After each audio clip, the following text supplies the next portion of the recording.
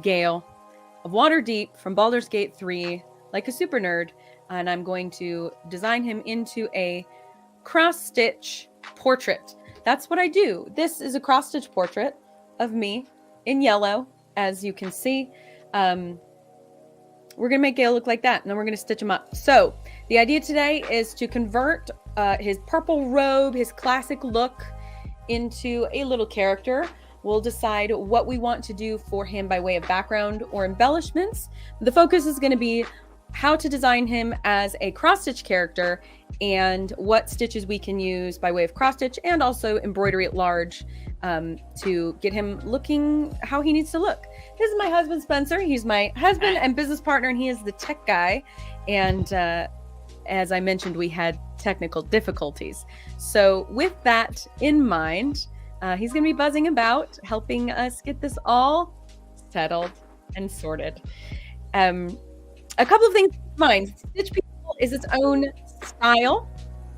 This was developed, we started Stitch People back in 2013. We've been going for 10 years, and it is not the only way to do a cross-stitch portrait. It is just our way to do a cross-stitch portrait. I started stitching these as gifts and then started making the patterns and doing the classes and instruction to teach you how to stitch your own, because every family and friends are totally unique. And so it would be impossible for me to design and stitch everyone, everywhere, all at once, as the saying goes. So that's our whole thing, is teaching you how to do it.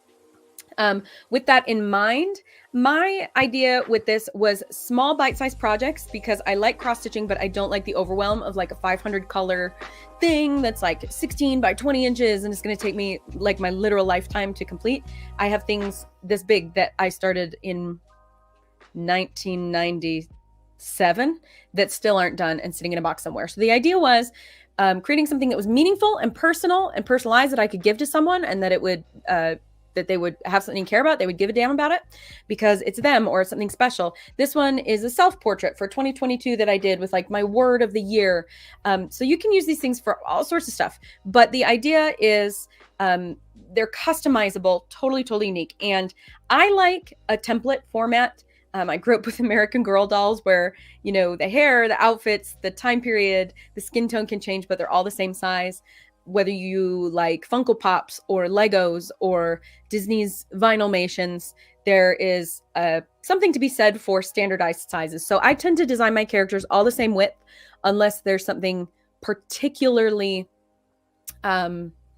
unique about their size or stature. I usually adjust size and stature in maybe one row of the arms, and I'll tell you what I mean by that, and in height.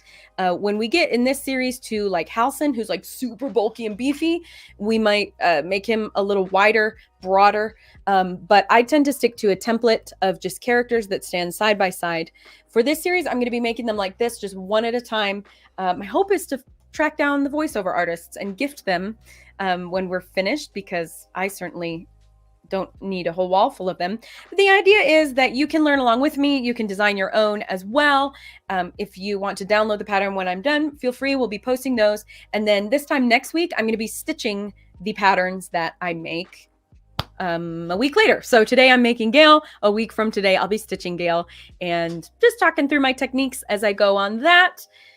If you've joined Stitch People classes before, the difference between this and others is that this is intellectual property that is not my own, and they are all about fan art and whatnot as long as it's free. So I'm spreading that wealth accordingly, and I probably just won't be as thorough in my instructions. This is more just hanging out, something to do, something to enjoy all together. I've got Luna in the chat. Hello, Luna. Thank you for joining. Thanks for anybody else who's watching. No worries about commenting or whatnot. Here we are in Illustrator. Hello, Merope. We're going to stitch Gale. Sweet, sweet Gale.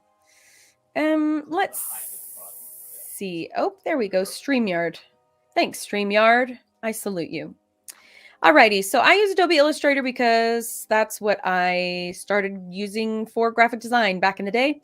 It talks with Adobe InDesign, which I love, and that's what I use to design all of our books. Things that look like, here's one, ta-da! And so I design these books, and then I make them into patterns and instructions that you can use to make your own patterns. We love to see it. So I use Adobe Illustrator. I'm going to approximate his skin tone and hair colors for now. We'll get to color picking later. We've got a whole bunch of DMC color options for that. First, I'm going to start with a body shot here. We're going to zoom in on him and make sure that we can get his outfit just right. Let me make a clipping mask real quick.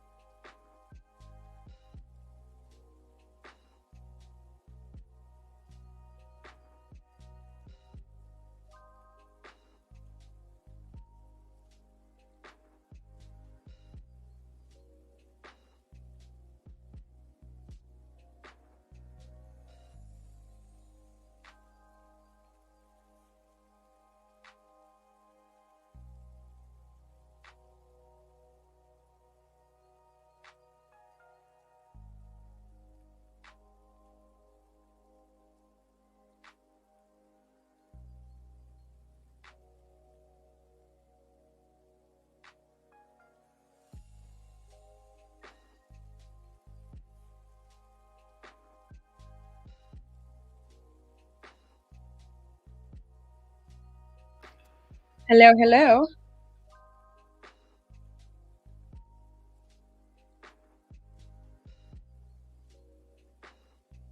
Is the audio back now?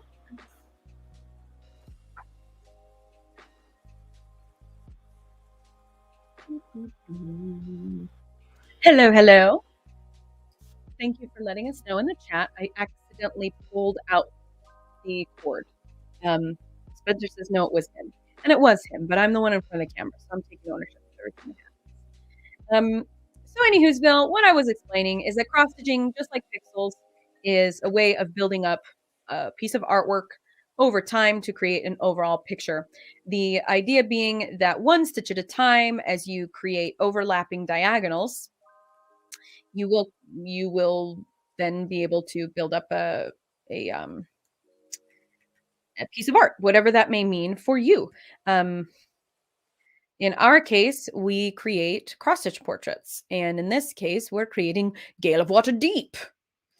I just started another playthrough of this game, and deciding to give Gale a chance instead of him driving me crazy with his endless talking. Hello, I'm Gale of Waterdeep. Hello, sir. Going to talk your ear off. What did he say when he in the game?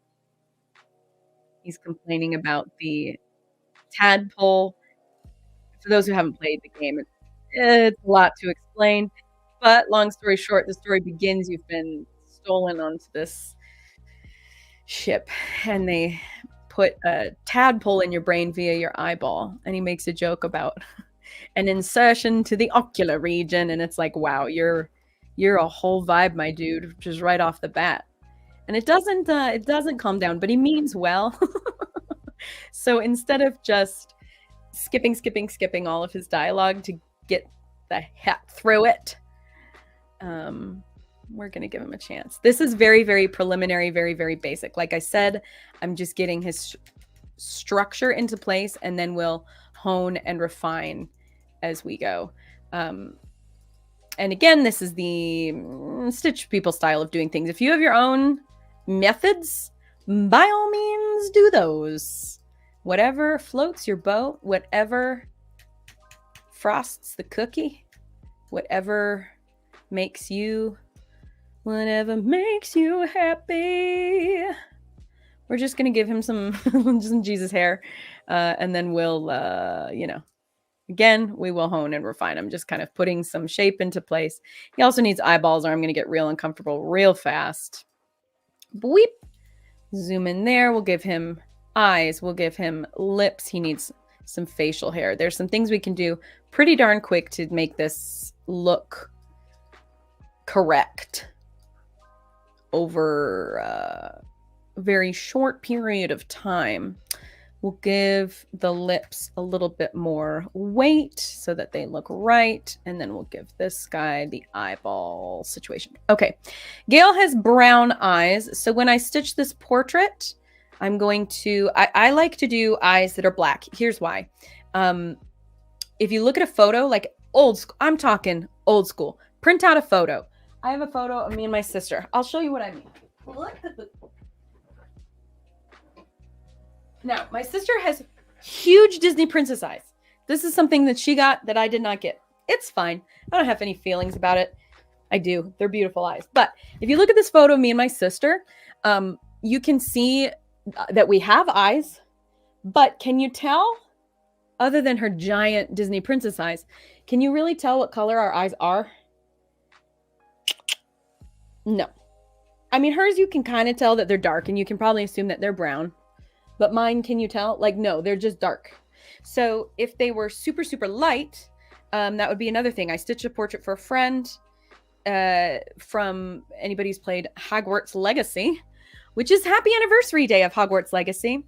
But Ominous, the character Ominous, has blue, milky, magically looking blind eyes. And so his, okay, I'll make those blue because that's like the point.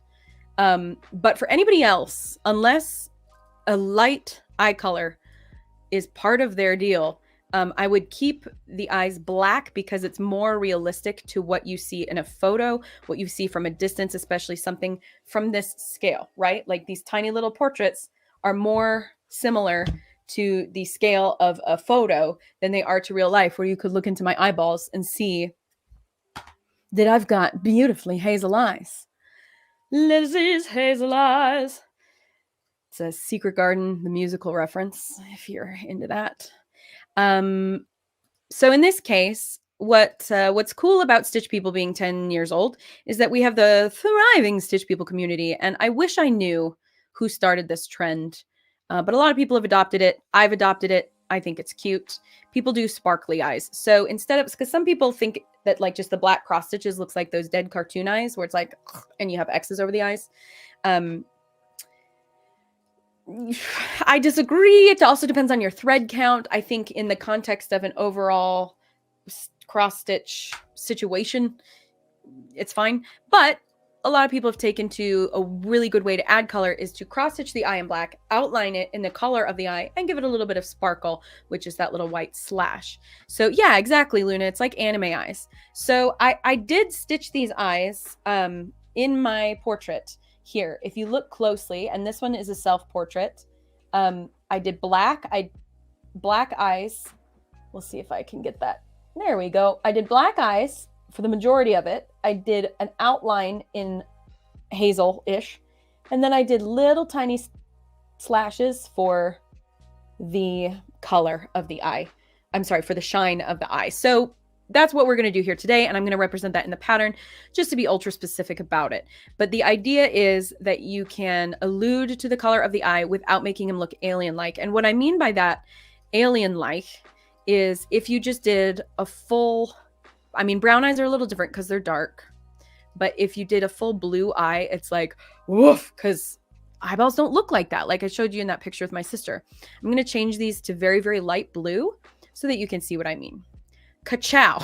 You see what I mean? If somebody had light blue eyes, you'd be like, huh! Like if somebody approached you on the street like that. Huh!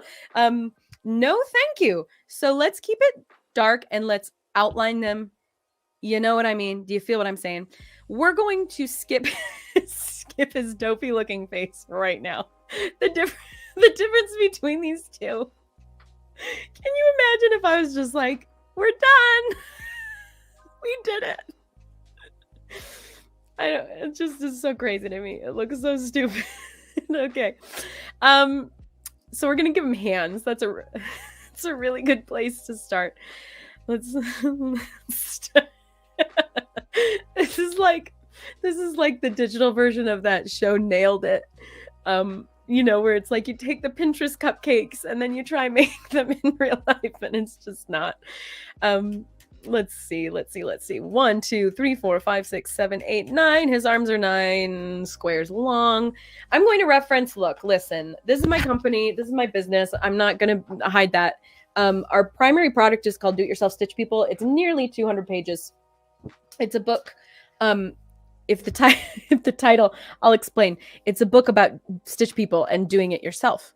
Pretty straightforward. So this is like the Bible of how to do these. If you need some guidance, tons. It's like men, women, children, cats, dogs, small animals. We got lizards and hamsters and birds. We've got accessories, tons of resources in here. There's like color resources that are like, here's your skin tones and here's your hair colors and all that. So I'm going to be referencing this a lot. So when I'm like, I'm going to look in the book, this is what I'm talking about, because this has everything. It's got this huge glossary. It's got pictures of finished portraits that I've made and that people in the Stitch People community have made, so you can get inspired.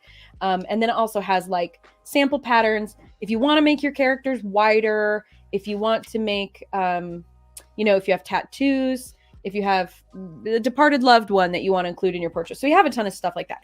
What I'm going to do here is just double check the male body types. Like I said, I tend to stick to that Lego thing, or vinyl pop, or, Funko Pop, or Vinylmations, where you have like a standard template character that I only really ever adjust height personally.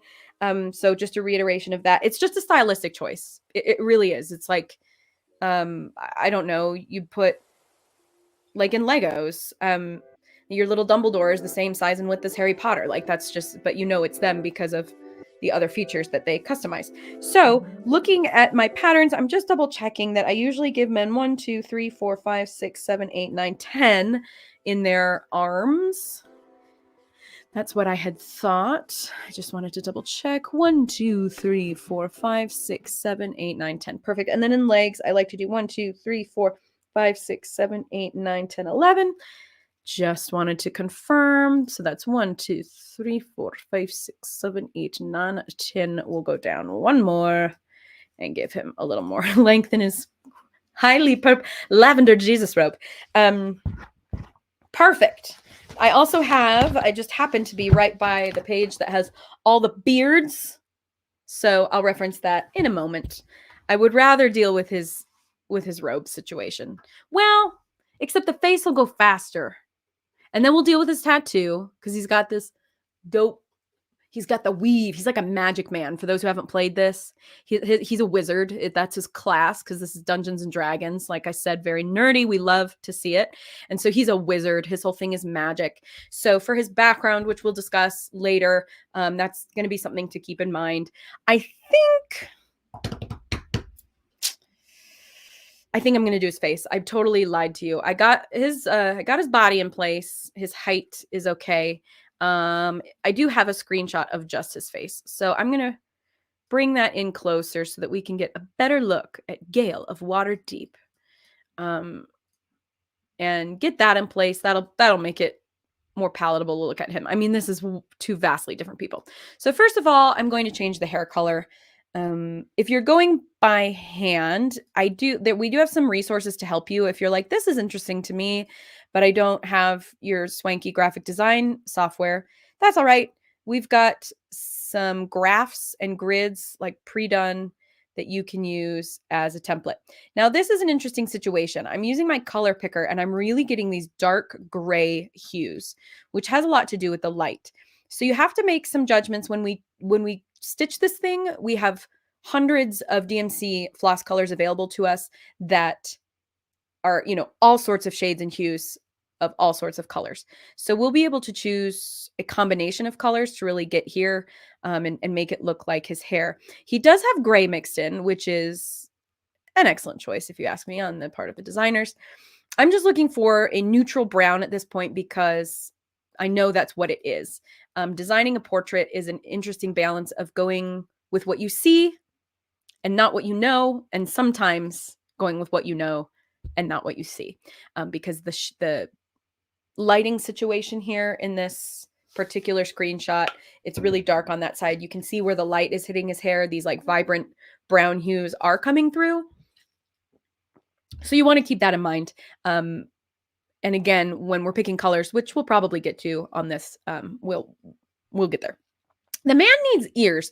That's something that when you're designing female characters versus male characters, longer hairstyles for men, often their ears are more visible than longer hairstyles for women. Women often like cover their faces, have their hair flowing in front of their faces. Men often keep it back, like Gale here.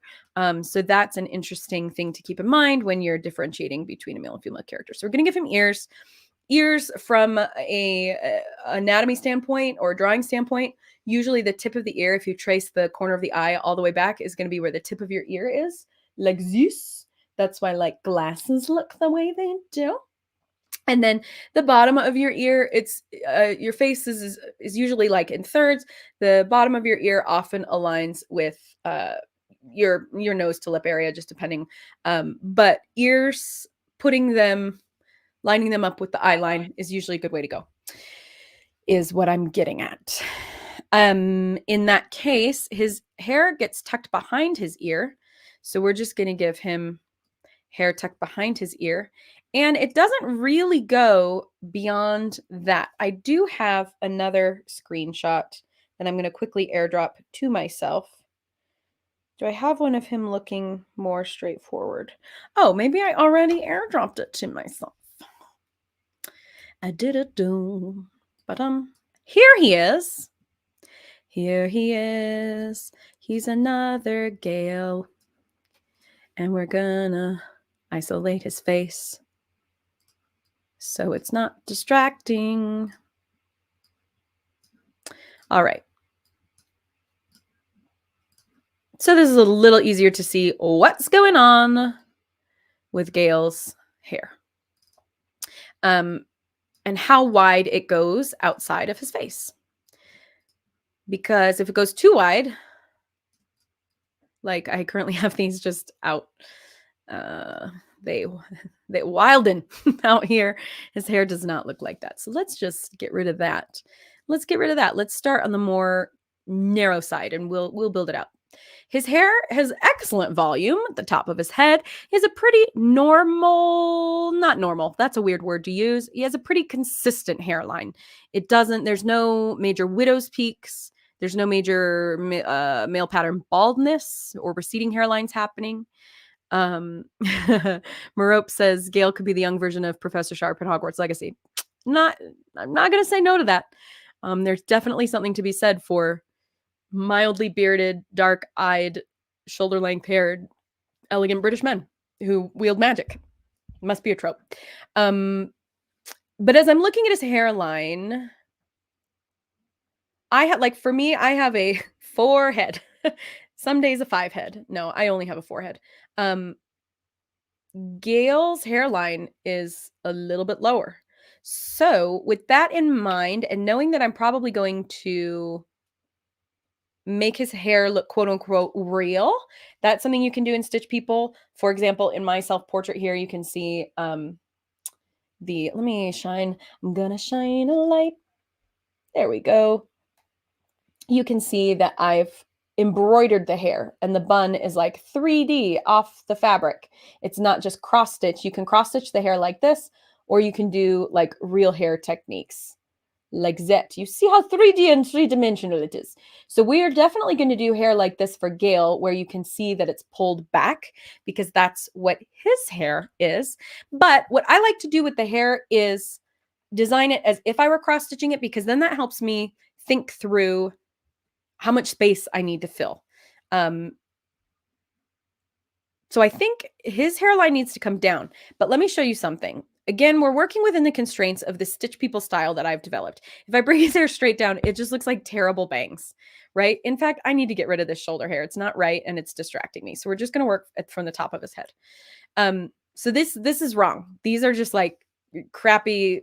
My mom tried to cut my bangs before school one day and it went horribly, horribly wrong. That's what that looks like. That said, to bring it all the way up this hairline, I also think looks inconsistent. Five head Luna says, I see what you did there. Yeah, right. I mean, I have a more prominent forehead. I don't have one of those like cute little like low hairlines. It is what it is. I've learned to cope. With Gale, what I'm going to do is give him some half stitches. And we're going to represent his hairline coming down with some half stitches. Now he does have a male, I don't know, I'm just going to say like a male pattern for his hairline. So I'm going to get rid of the ones on the sides because it does sort of go up and over. You can see where it's receding at the corners a little. And I am going to take off the corner of these guys just like we're just following a hairline, right?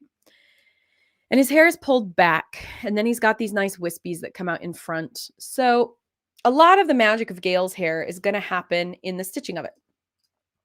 Now, his, what's the word I'm looking for? Sideburns, I guess? Not sideburns, just where his hair descends on the side. I don't know. What his hair goes from his hairline down to his ears. That's what we're working on now. I'm going to experiment with what I see here. Sometimes it's a matter of the right triangles in the right places, and it's as simple as that. He does have sideburns because he is a man with a beard. So I'm going to put, I don't need full half stitches. I'm just going to utilize this as a representative line for his beard Rooney. Beards get tricky because in real life, beards surround the mouth. As you could clearly see, there is no hair over his lips. With Stitch People portraits, we don't have a ton of space to work with. So we might just get a little bit creative about how we do that beard. Like I said in the book, I got a ton of beard options, and you can see there's like the lips, like this guy, the lips go over the beard. And so you just assume that he's like smiling. But depending on how many threads we use, depending on a lot of factors, we can achieve different looks for his beard. I think getting his beard into place is going to help him look a little less girlish in my, right now it's like he's like got this little bob. So let's work on his beard. We're just going to hop over to this. In my mind, because of the Face app, I look at this beard and I'm like, oh, a hipster beard, because that's what they call it on that app. I don't know what kind of beard this is. Maybe it is a hipster beard. IDK.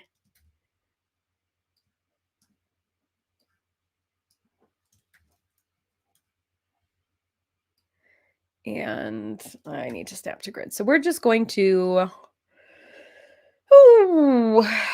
let's see. I'm really looking closely at the line of his beard. It's a really gentle descent. Ooh, I love that his scar goes like up to his eye too. That'll be fun to play with. Stitching.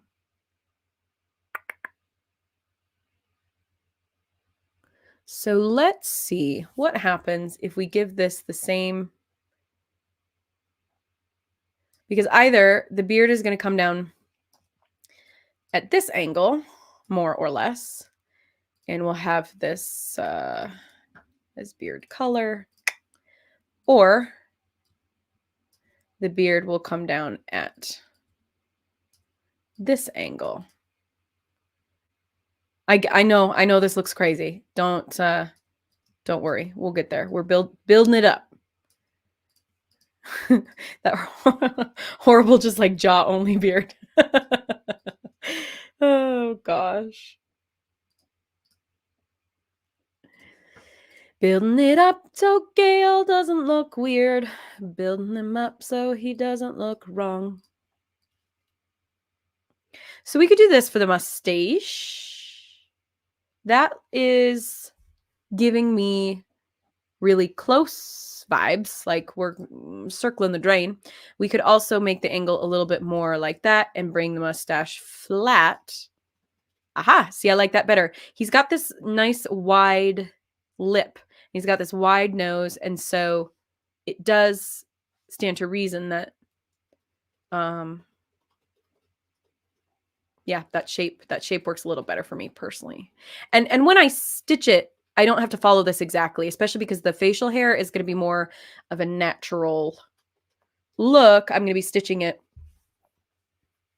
over top the cross stitching. I'll cross stitch the skin tone beneath, and then I'll use various hues of browns and gray to recreate the look of the beard. And it's going to, I can create those beard strokes.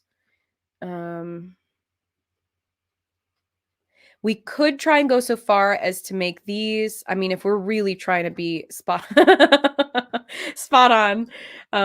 He's got chops now. Can you imagine if Gale is mildly insufferable / lovable currently, if he had literal like Victorian era chops instead, that would be even worse. Like, oh, good man, let me tell you about the weave. Yes, quite.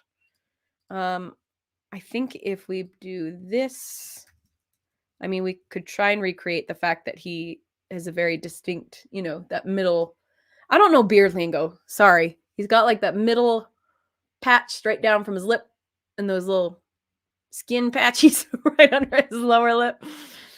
Similarly, we could bring the mustache up. We could really try and recreate this. As far as like the level of detail you want in your pattern, that's up to you. Because that would be, if you're cross stitching, that's insane. That's going to look insane if you try and cross stitch that. But if you're going to be embroidering that could be a way to represent what you're trying to do. The other option is breaking the Stitch People mold ever so slightly. If you have a character that you feel warrants it and you want to give them a little bit more room, we could bring his face down. Oops, I'm going to do, I rarely do this. I rarely add rows to the face, but that might be what we want to do for Gale. Because that might help give us the room we need to really like, really get him where we want him to go. That's what it comes down to. In which case, we'll do that. We'll do that. And that means these guys can become full mustache. I've never done this before. This might look ridiculous. But this is why we're here today, huh? It's taking chances together. All of us against the world. Cross-stitch design world. It comes right up to his lip. He don't have a neck beard. The man has a well manicured facial hair. We love to see it. And all these little micro adjustments I'm making is just keeping it as true to his face as I can. I mean, that could work. That could work for Gale. That might be more Gale-like. And in fact, I think it is. Because he's got this like beautiful square face. His cheeks are, see how they go in that bottom. Well, you can see it in both. On the left side, his right, in the top photo, and in the bottom photo, you can see just how straight his cheeks to jaw are. You can see it in his sideburn against his ear. So to give him a little more space for that might just be the right choice. And for example, when we get to Astarion, like his face is such that beautiful diamond shape. We might take the angle of his jaw in a little bit more. Yeah, I'm feeling good about this. If I take away that weird patch, this might just be enough for cross-stitching purposes. And then when I don't like this. Hold up. This angle ain't right. When we're embroidering it, that's me being stupid saying the word embroidery. When we embroider it, we can be way more detailed. I'm looking at the left versus the right. Left versus the right. Because then we could also do this. That's a little bit too, no, it's going to be, there's a squareness to it. I just don't know. What do you guys think? The left or the right? Where it comes down and then it's a gradual in, or it's just like that. Let's, for the sake of it, we'll copy and paste this little face.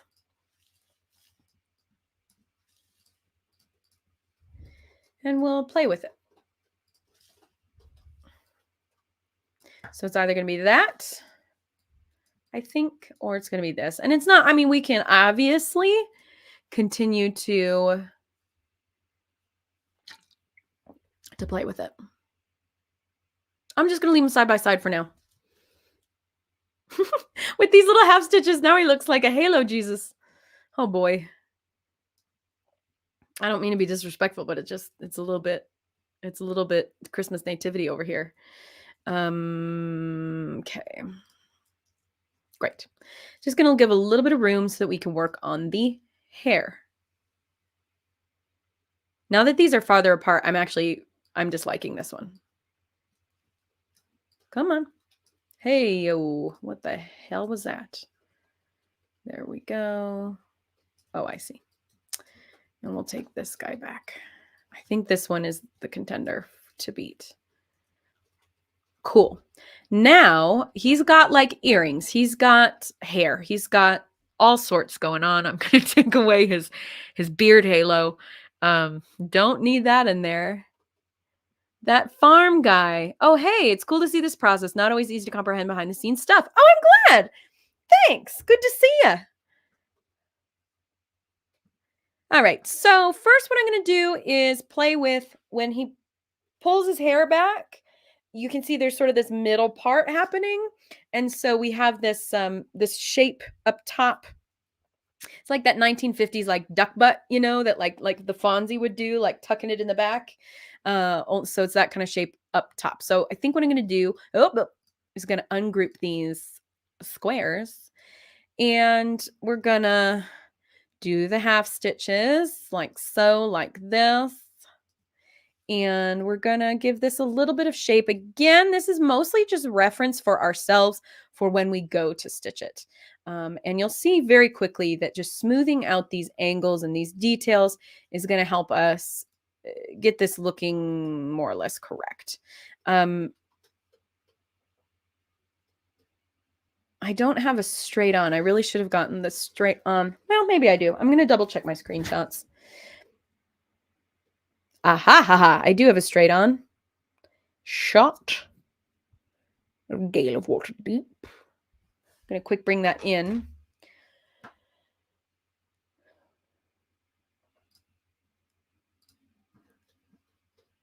Thank goodness for airdrop.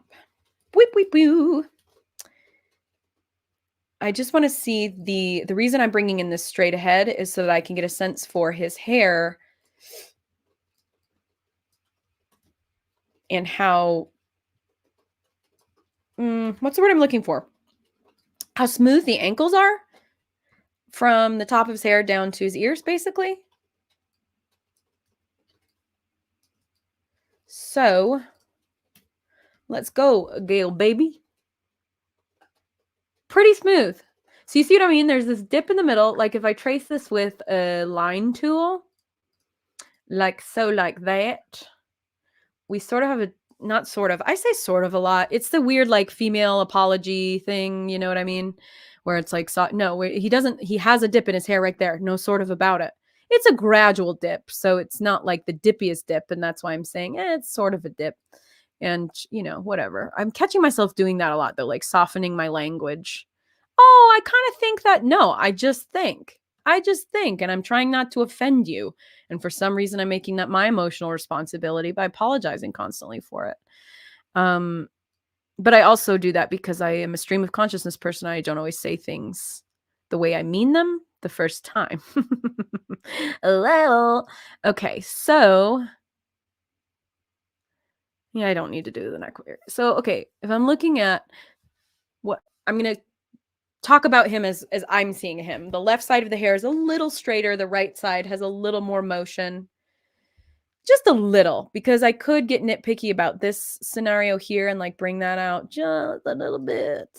But this one also, so there is just a little more motion on the right side than the left. So we'll convey that here. And I'm looking at how steep the angles are from the dip at the top of his hair. I feel good about the dip we've got in our pattern right now. And I'm going to go with what I've got on the left just for now, because his hair is long, so it does come over this direction. Let's give this a little, it does come out around his ear, even though it's tucked behind his ear. We do see it. So let's get some half stitches going to do that. If I bring, okay, and his hair comes to his neck. Not even to his shoulders. It's just around his neck. And his neck is like this long, strong man neck in the game. And in Stitch People, they have squatty necks. I don't know if that's just like a self-reflection. You put yourself into your art. But you can decide if you're doing this along with me. We could like elongate the neck. Might look a little strange, but it might give us more room because he's got that dope collar. Like, it'll fill out the proportions of Stitch People portraits. It makes the necks look pretty skinny. And if we were to go out on either side, like that's like a trunk neck. Like, we don't want that either. So that's why, just with the space that we're working in, with what Stitch People portraits have historically been for the last 10 years, and this little style that has developed over time, like that's why I keep the neck proportions what they are. But given that he does have like this purple collar is going to come all the way up around to either side, it's probably even going to come out even like this, because we've got this angle of the collar going on. So it's worth considering keeping the neck long, because even in the artwork, you can see that the neck would stop more or less. Let me get that green line here. The actual neck stops like here, but then he still has this open chest area. And yet when you look at it all together, it just looks like neck trunk. So that could work for Gale. We might not need that for everybody. I could see that working for Astarion as well. Who's to say? We'll see. Astarion, we're saving best for last. He's going to be on. If this becomes popular and people give shit, we're going to do that in August. On Baldur's Gate 3 anniversary day. We started on Hogwarts Legacy anniversary day. How cute are we?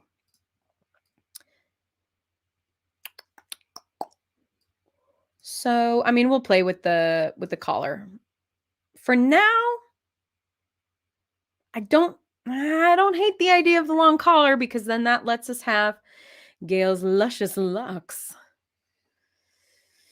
I am going to temporarily use my obnoxious green outlines to outline the beard, because I don't want to confuse myself, because the beard and the hair color are mostly the same, and they are for now. So I'm just going to have this outline exist for my own eyeballs until I get in there with color choices and differentiate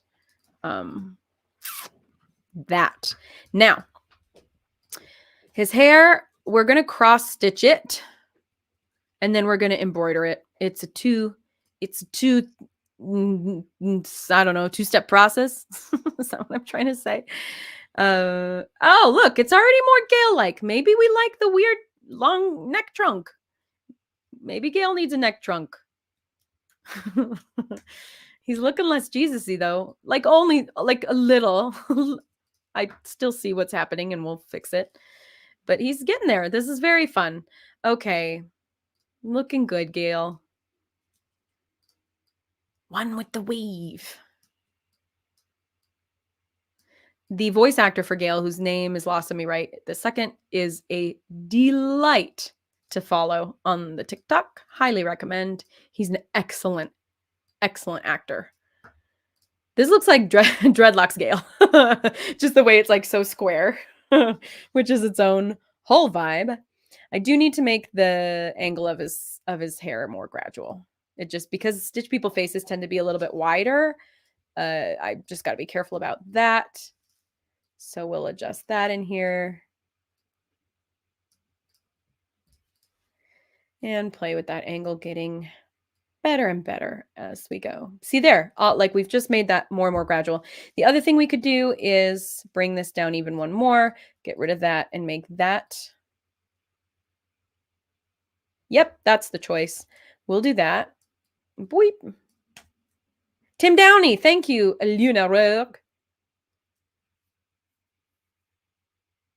Yeah, he's a cutie. There's this show called, honestly, for all of you that I know personally in the chat, you would all like it. What is it called though? It's a Shakespeare show. It's a show about Shakespeare in Shakespearean times, and like the premise is him and his troupe of actors putting on these plays. It's a funky title. Why can't I think of it? BBC Shakespeare comedy sitcom. Upstart Crow. It's an odd name. Upstart Crow. Started in 2016, and Tim Downey's in it. My parents really love this show, and I was visiting them. They put it on, and all of a sudden, I hear this voice, and I'm like, I know that voice. Who is it? And like, I just, right voice, wrong voice, right face, wrong, whatever. And it was, I realized, I was like, closed my eyes, and I was like, it's Gale. He plays, let's see, who does he play in Upstart Crow? He plays Shakespeare's like foil. Let's see, Upstart Crow cast. I'm just, my history brain is not in gear. Yeah, it went from 2016 to 2020, so it's pretty recent. Oh, Marlowe, David Marlowe, who it was a historical character and was, I believe, that was Shakespeare's actual like primary competitor at the time and peer. I think isn't it David Marlowe? Anyway, yeah. So anyway, it's very funny. It's written like a sitcom, but but they add this like kind of Shakespearean language to it. Like any boob jokes become like bosom jokes, and like it's just they Shakespeareify it ever so. It's very funny. It's very funny, and it deals with like women weren't supposed to be actors, and so there's this great character. She plays who plays she's the sister of Reek. I can only think of his name. Theon Greyjoy. She plays Theon Greyjoy's sister in Game of Thrones. And anywho, she's this like aspiring actress, and so she pretends to be a guy to get into the acting troupe. Like it deals with some modern things that are applicable. And Tim Downey's in it. He's lovely, and he gives great book reviews on TikTok. He shelfies, he calls them, his shelfie tours, because his bookshelves are full of books. That's right, Gale of Waterdeep. Okay, I feel way better about this than where we started. Remember that horrible version with like no hairline and just like stupid curls? Now we get to play with following the hairline. So on the left side, it goes up from the dip in the middle, out to the left and down. I'm gonna play with what it would look like to take that out. Ka-chow! What if we made this even more steep? Yep, but now it looks a little too poofy, a little bit too sunny and Cher, if you know what I mean. So we're gonna take that Sunny Bono poof out.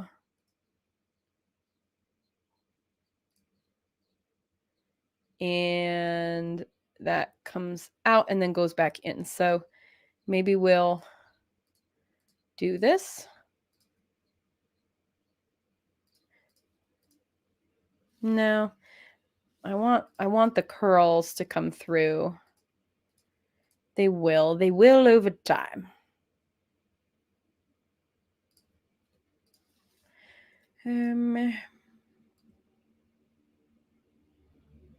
Like that maybe for now.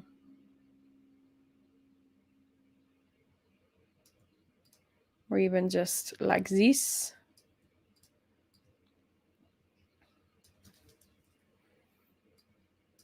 Yeah. This is looking good. Oh, it could work for Aragorn too. Absolutely, ma'am. You know what's funny is now that we, I'm just going to call this the neck trunk. Now that we got the neck trunk going, I actually don't know that we need it, because watch what happens if we take out that extra row for the neck, bring it back to regular Stitch People proportions. Now the hair goes straight to the neck, which is not quite right. But again, this is its own style. So let's just chill out about it and let it be what it is. And I actually don't think that looks super wrong. If we give this, yeah, there we go. I was going to say, give it a little motion right around the neck. We could even bring how well, yeah, I guess the hair does, the curls sort of lick into the neck area, just whipping in. So let's put that back, transform, no, arrange to the back. Yeah, because the hair comes into the collar this way. We'll just bring the collar up. His shoulder might be a little more broad. I mean, these are like freaking Dungeons and Dragons buff wizard dude, so we could make him, yeah, that might be the answer, is making his shoulders. I mean, look at his shoulders. They come straight out. Man's got delts for days. So if we give him the delts, I don't know. I just don't know that we need the neck trunk, is what I'm getting at. We do, though, need to add this for the beard so that I can see it with my eyeballs. Maybe just straight. Yep, we'll just do that. Cool. So let me do the other side, and then I'll see. We'll see how it goes and see if I need neck trunk trademark. I like non-symmetrical choices. So the fact that the hair is a little, just ever so slightly wider, and the angle is ever so slightly different on the right doesn't bother me. Let's see, because it does poof out more there. It's more tucked behind the ear on the left side, less tucked behind the ear on the right side. We can decide how much those details matter to us when we're actually stitching it. But let's give him some of that wave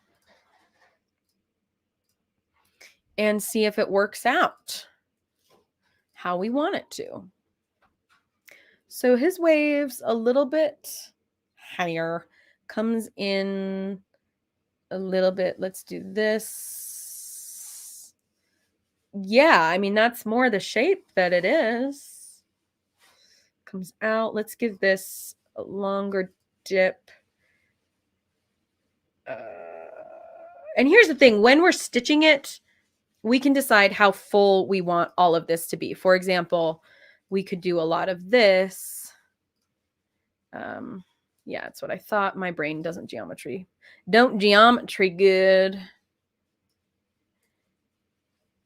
We can decide how full we want all this hair to be up in here. Do you see what I mean? Like we'll play with that, make it look right.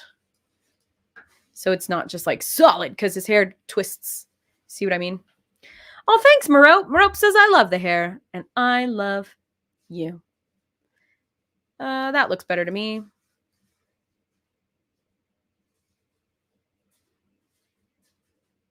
Yeah, I think this one just needs to be a full square. Maybe this guy gets a little angle. And again, this is just for the cross stitch version, because when it comes to the actual version, like I could get so detailed in here if I wanted to. I could use my line tool instead of my squares tool and really get in here, like, okay, I want strands like this. You know what I mean? And over here we have a little, let's see, we have like a little curl that comes out and back down. And I mean, we could get so detailed if we wanted to. And it might be worth it just for the sake of showing that we can do that. So that comes in, and, you know, there's things happening here. So that's, you know, an option. I do want to, I hate in this program, you can give things like a blunt edge or a rounded edge, and rounded just looks a little more natural. Alrighty. Alrighty, Gale. Your hair, I feel great about where Gale's hair is. Feels good to me. Oh, if I'm doing these lines, what I could do here is one of these guys, because he does that. He's got like a cute little one that comes out like this. He does a fantastic hair. You know what I mean? Like, good on you, my dude. When you've got magic, yeah, I'd keep that hairline strong. Also, you know, great choices, my guy. This actually, the reason I don't like that, a little wispy hair that falls in front. Yes. This one like that. And then let's look again at the other side. He doesn't really have any wispies on the other side, but he does have like a few wispies that go up and out, you know, from his hair. So I could play with that. I'll definitely do that when I stitch it. But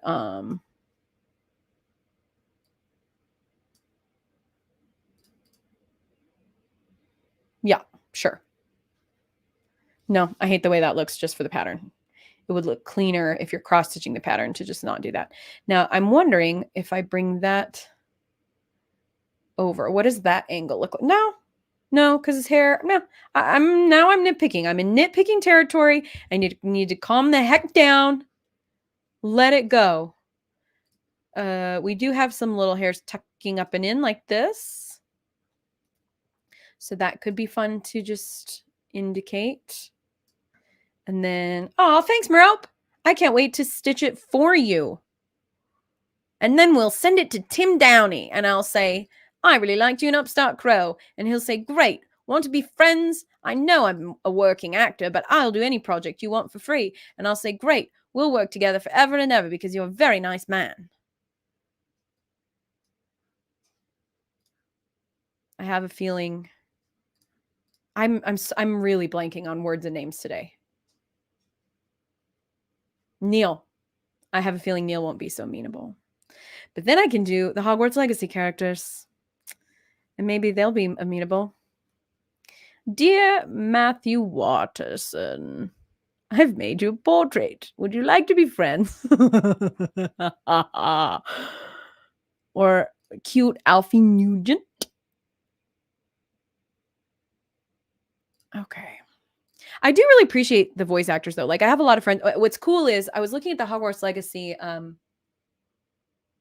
IMDb, and I've worked with I'm in a feature film with the gal who voiced Kogawa, and I'm friends with the person who did motion capture for a lot of it. So like it's cool to be like adjacent, you know. It just makes it seem, I don't know, there's definitely something to be said for, see, this is where we need that neck trunk again. Neck trunk. You elude me. Okay. I don't know why I had to come up with such a distasteful word for it. Okay. I don't know, you guys. Now he just looks like Jesus Christ Superstar from the Andrew Lloyd Webber musical. Oh, I don't know what to do about the neck. Okay, well, here's the deal, Tim Curry. What's your name? Tim Downey. We're just gonna leave the neck trunk and we'll see what happens. Anywho'sville, it's fun. There's something to be said for like movie magic, right? Like you don't want to always see how the sausage is made, as the phrase goes, or like I've had a bunch of friends who go and do the Disney World internship program, and they work as entertainers, and they work as what's the phrase? They are friends with Mickey Mouse, or friends with Ariel, or friends with Pluto, etc., and so forth. Spencer and I actually auditioned for that program back in college, and we both got in. I was in the chipmunk height category, and he was in the goofy height category. We got in. We should have gone, but my parents didn't want me to go with my boyfriend, so we got married instead. But I have friends who've done that program and they're like, yeah, it's fun. Until you see like Mickey Mouse with his head off smoking a cigarette in the staff room, right? That like it just sort of diminishes the magic a little bit. And I could definitely see that. But at the same time, IDK, like it, I don't know. I think it's fun. It's fun to be adjacent. I like behind the scenes. Like I really like knowing how things work, and that's just totally my personality. So I think it's fun to be like, oh my gosh, this person was on this game, and I kind of know them or whatever. I just had an idea. Yes, yes, that's what we need.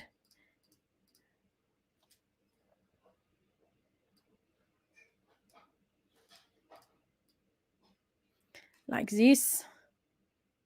No, but that's not okay. Collars are hard, you guys. Here's the deal. Because if we trace the collar with a color that doesn't apply to it, let's give it a chartreuse. Oh no, I'm already using lime. Cyan. Let's use cyan. So the collar goes like so, like this, like a this, like a this, like a this. Your shortcuts. Oh yeah, AI, Adobe Illustrator. Yeah, AI always will be Illustrator for me first and foremost. Thank you. I pride myself on. I wish I knew even more. I know there's more to be had, but like switching between tools, I know I can press like V or whatever, but I forget what tools I was using, so that doesn't always work out for me. But Illustrator, my boo. We've been dancing, doing the do-si-do for many a year. Me and Illustrator. I know what I want to do. I have a solve. So the solve with this is going to be an outlining because the collar cuts into where the shoulder is already coming out from. So if I arrange it thusly, I want to follow the line that I'm making with this triangle. I'll bring that to the front, to the forefront. Yes. And then I'll outline in dark purple to differentiate. Like so. Like this. You'll see. And then I'll bring in the shoulder area as it should be, so as to indicate what is going on with the angles of the garment, the layers they're in. So if we get rid of the, okay. So the shoulders come out, remember delts for days. And that actually is going to be brown because he's got this like leather strap that comes up the side. Okay. From which the red sash descends, and the shoulder is back to purple again. That is what we needed for the collar. You see, subtle little changes are exactly what we need.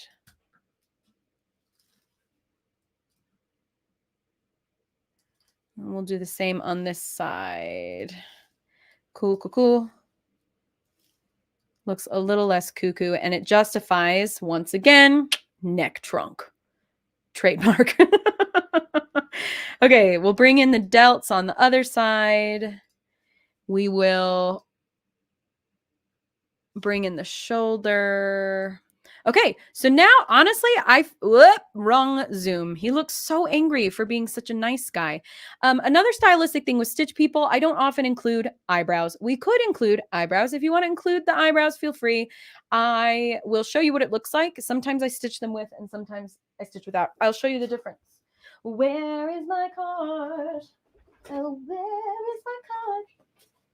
Oh, where, oh, where, oh, where, oh, where, oh, where, oh, where, oh, where, oh, where. All right, so these are a series of portraits I did of the music artist Queen Herbie. In my portrait, you can see I don't have any eyebrows. I do have glasses, but she has glasses too, so you'll see no eyebrows, and like Gale is designed with no eyebrows as well.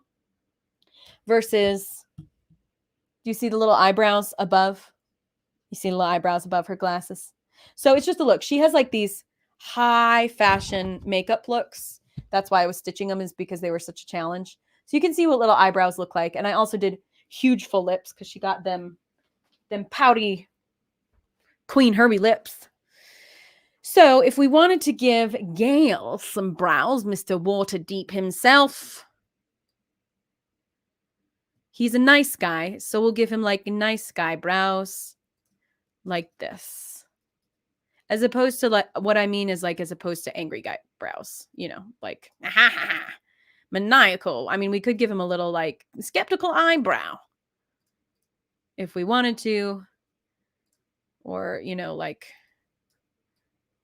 something like this. I don't know, because he's a curious fellow and he's always looking for a library. But I think just some nice guy eyebrows. Of course, his eyebrows don't descend like that. Look with your eyeballs, Lizzy Bean. Do what you see, not what you think is true. And it makes him look even more adorably sympathetic. Gale is sort of known for just being everybody's friend. For those who maybe haven't played this game, he's like, I would actually say he's the nicest guy on the team. He has like standards of right and wrong, of course, but he's just like, if you help people, because in this game you can like develop relationships and people can like approve or disapprove of your actions, and so you can which will affect the story, like if they don't like you and they don't trust you, or they do like you and do trust you, and it affects like there's romance options and stuff. But Gale is sort of notorious for just being happy to be there. Like rooting for everybody, like okay buckaroo. Okay, this is not a great eyebrows reference. Do his eyebrows? Okay, his eyebrows do fall at the corner just a little bit. I was like, that's not quite right. So let's do this. We'll go straight across. And then just like a little bit down. And we'll do this in fine detail stitching. One, you know, the eyebrows will probably some of the last details that we add, just as the nature of the thing. Just like designing it, we couldn't really put the eyebrows in until we had room for them around the forehead and hairline. So there we go. Now I'm conflicted about his wide square jaw again. Gosh darn it. Maybe I just need to bring in, see how with that green outline, it just isn't right. So if I adjust the line, maybe the secret is just in working with these green lines before I commit to triangles and square adjustments. Come along, I need to ungroup these. Okay, perfect. Actually, I am going to quickly run to the restroom. I'll be back in 30 seconds. Powering through my water bottles, guys. My husband just yelled at me and said, you can take a break. I know I can. I'm just going to power through because I'm feeling good. I just have to use the loo. So allow me to leave this screen on a beautiful shot of this beautiful man, and I'll be back in a minute.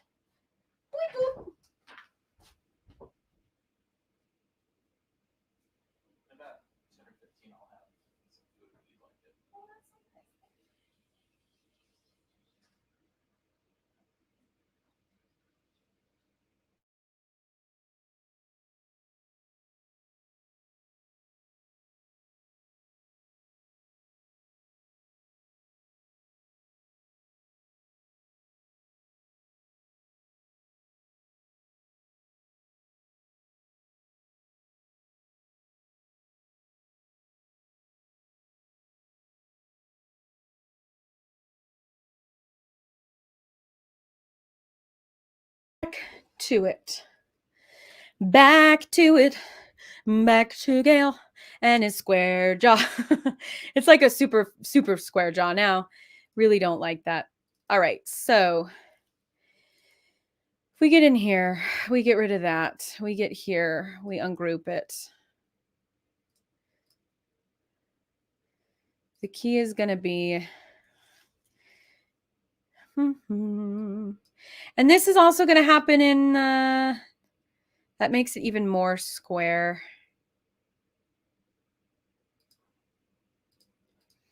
Oh, thanks, Marope. She says, you can take a break. Yeah, I know. Okay, I think the key is in actually these verticals. Maybe that's what I need to do.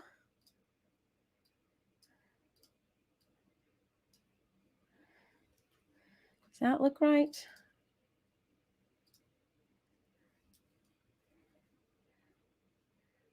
That might be better. It's like square-ish. And this is a funny, I mean, this is not cross-stitchable. That's the only thing. Because let's see if I add some points to this and make this a shape that I can actually utilize. Let's do that really quick. If I embroider it, I'll be able to be a little bit more specific. Come along. There we go.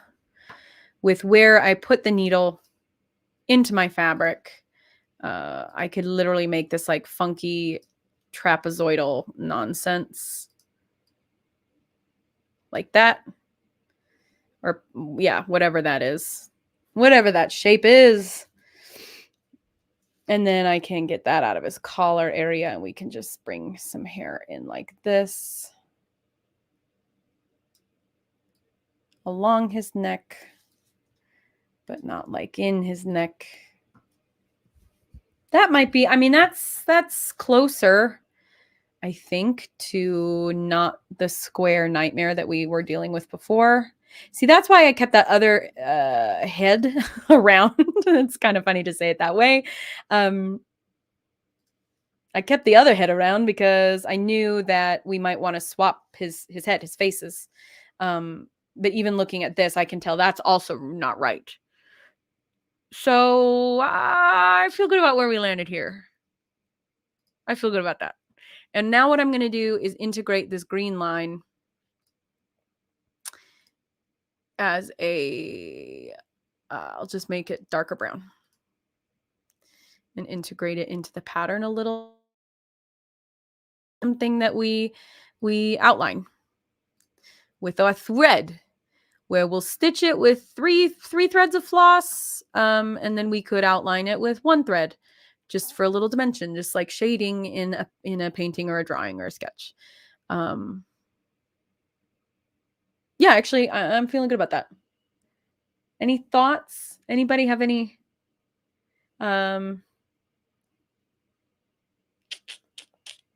jaw thoughts, chin thoughts? Because again, looking at him straight on, he doesn't have a narrow chin. His jaw comes down straight on either side and then scoops on in. So, okay, one more micro adjustment, if you'll let me be so particular, is if perhaps we bring this to like a quarter of the way. Merope says she likes it a lot, and it's really great. Thank you, Merope. Like the subtlest little change could be useful here.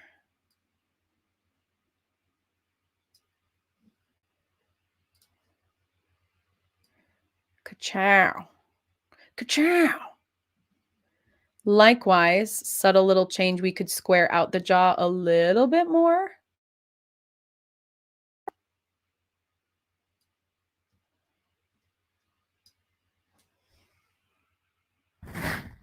But if we zoom out, his jaw doesn't look like that.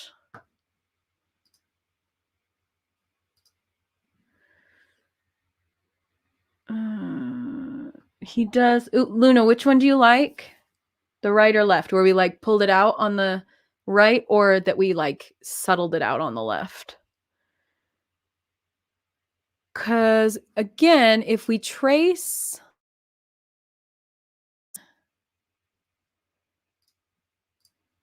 just in an obnoxiously off color,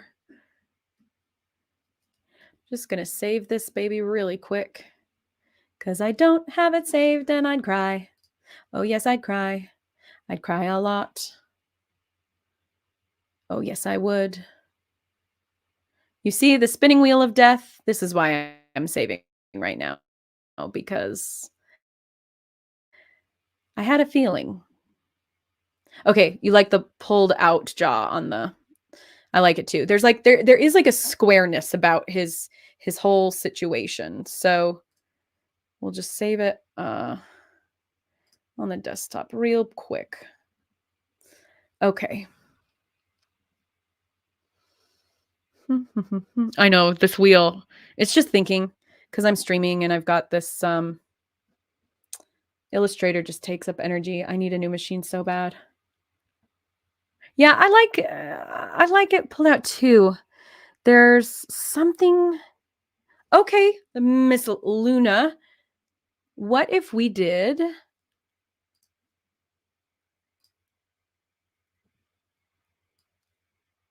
instead of pulling out the middle of the chin outwards, if we squared out this angle like that? That might be the choice. And this would just be ever so.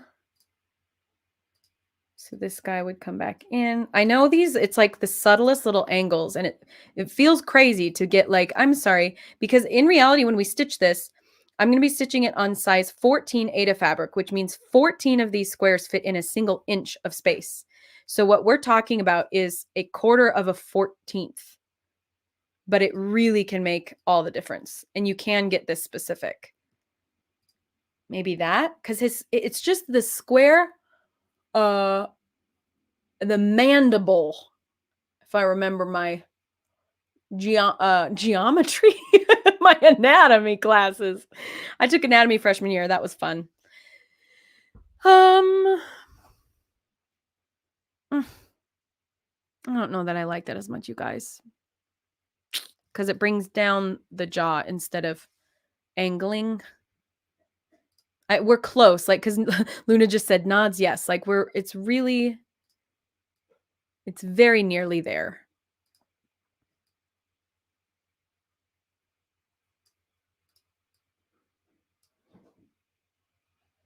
That might be it. I'm going to leave it. We're just going to let it simmer. Just going to let it simmer. Let's move to robe. So I'm going to quickly reference, I've got this is thinking outside the box. We've got this weddings book that's all weddings. And the reason I'm going to be referencing this book is because we have these pages and pages and pages of wedding dresses. Why wedding dresses? Well, because the skirts, well, weddings and bridesmaids as well. And so we have all these different angles of skirts that I want to quickly peruse for his robe, because that is what's coming next, because his pants show through the robe. The robe, it's not like a dress, right? So we're going to need to design his boots. We're going to need to design the whole situation. Make sure to get that extra long staff. I know what I said. Yes, Merope, that is one of ours. Stitch People Weddings, patterns and techniques for wedding-specific Stitch People portraits. Because they make for great wedding gifts and 2-year anniversary gifts if you're following the traditional anniversary structure. Year 2 is cotton. So it's cotton floss and cotton fabric, and love that. So looking at his robe, his dapper wizard's robe, the situation is thusly. The edge of his hand comes down this way. I'm actually go from the middle of his hand. In the middle of his hand. So the robe really only extends like a hand's width. And he's got these beefy delts, so his arms just come straight down. And the sleeves taper because he's got these like leather forearm grippy whatever the hell's. And so I think first of all I'm gonna just take the angle of these sleeves in. It looks stupid right now, but just to remind myself that I have to come back to that, I'm gonna steal some triangles and we're gonna just I'm referencing, like, for example, as I'm looking, like this angle comes out and then straight down. This one comes straight out. If we look at his, it is a straight angle out. But all of these, no, these open up 1, 2, 3, 4, 5, 6. Also, it doesn't go all the way to the ground.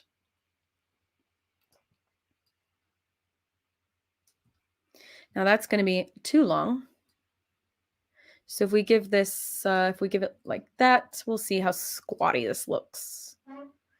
We might be able to get away with adding some space, I guess is the word I'm looking for, to the legs, because we extended the neck trunk. We might find that 1, 2, 3, 4. I'm so sorry, I lost my train of thought because I had to count really quick. We might find that we can justify adding a little bit more height in the legs if we need that to be that. So boots like this, we'll get to details in a second. So that looks really stupid. Let's first fix the tapering sleeves so he doesn't look quite like a Jerry Seinfeld pirate shirt. We'll bring this up like that. That helps.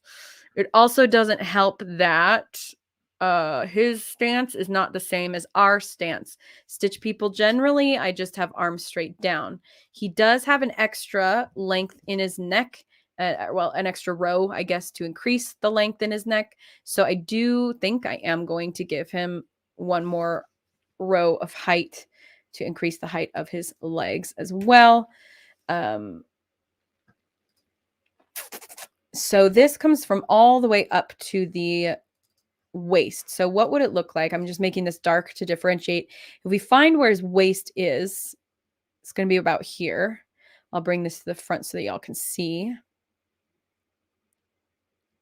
Which means the angle of the robe, the skirt, I guess I'll just call it a skirt. I know it's like a wraparound robe thing, but the angle of the skirt is going to come out from here. Now he does, I mean, these are like fit trim adventure characters. So we could go so far as just trying to differentiate the waist, which is usually something I only do for like feminine looks. But with the way the belt is, with the way the skirt is, we could potentially play with justifying that ever so slightly. Well, but it tucks in around the belt, but then the belt is its own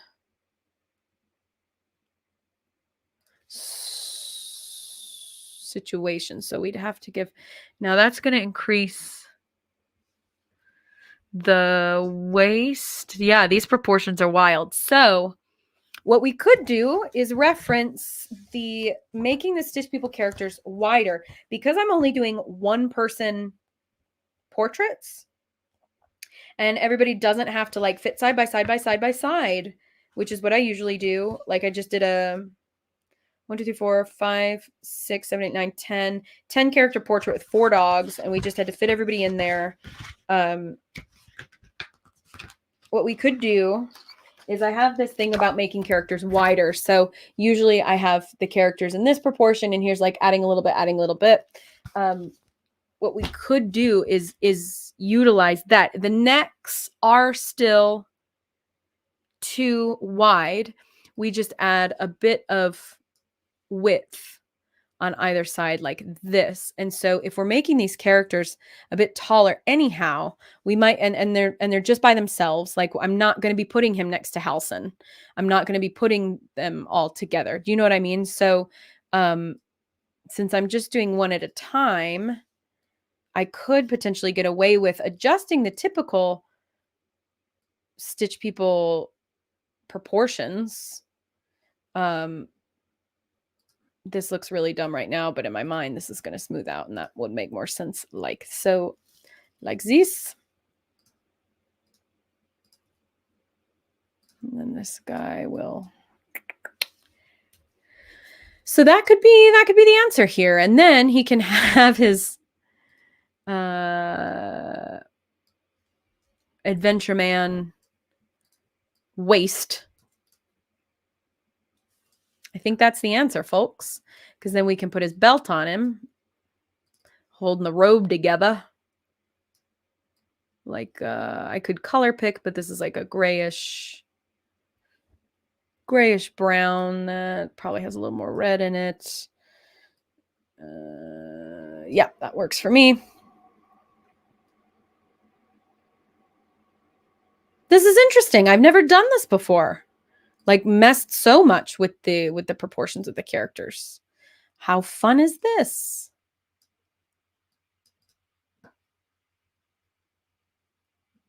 How about it? And I might hate it. And if we hate it, we'll fix it. You know what I'm saying?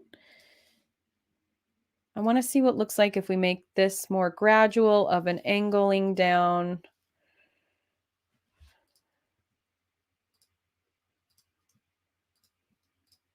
Like that. Which means this guy, let's see, that's 1, 2, 3, 1, 2, 3.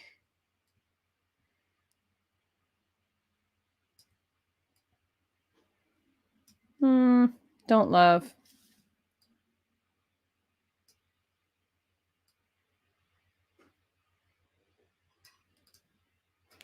What if we did that? Does that look stupid?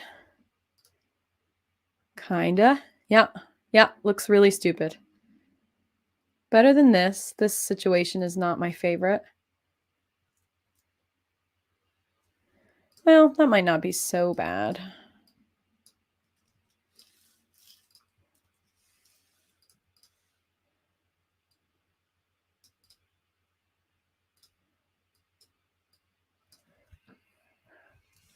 Huh.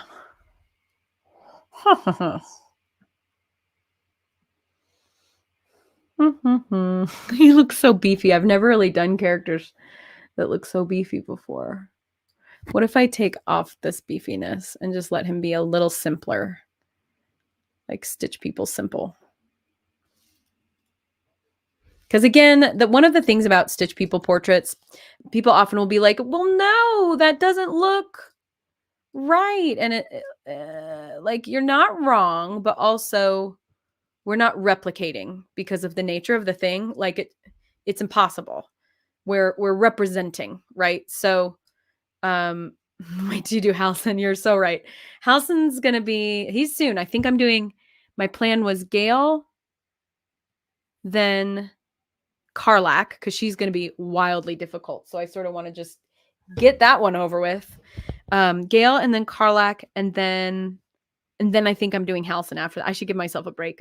I should do like pre Devil Will. Just kidding. Yeah, my plan is Gale, Karlak, Halcyon, Lae'zel, Will, Shadowheart, Astarion. And then if people still like this, we can go into the other release anniversaries in September or December and do like Mizora or I kind of want to do my husband's favorite character. I'm not kidding you. I asked him if he was joking and he wasn't. My husband's favorite character is Withers. He knows about Withers because I may or may not need to use the services of the man who can resurrect your companions that die along the way on the regular. And you know, as a result, I'm frequently saying, "Hey, Withers." So I ran Karlak into the ground. Can you please revive her for the 4th time? Anyway, my husband legit likes Withers the best because he's like, he just gets it, man. He's unfazed. He's like all knowing. He's kind of a sentient duder, and he always likes this is the price of balance. He always says that along with them. And who's the lizard girl? Lizard girl is Lae'zel, so she'll be 4th. Gale, Karlach. I'm trying to do like male, female, male, female. Gale, Karlach, Halson, Lae'zel. Maybe I'll do maybe I'll do Will, because Will and Karlach they're both tieflings. Yeah, Luna, exactly. Hey, boo boo. So one of my companions like died again. So sorry. Could you bring them back? Bye. Thank you. Sorry about that. Sorry, I won't do it again. I honestly, I'm feeling great about Gale's like upper half, his little belt situation. I wonder what would happen if I actually moved this row up and then did a double belt. Yeah.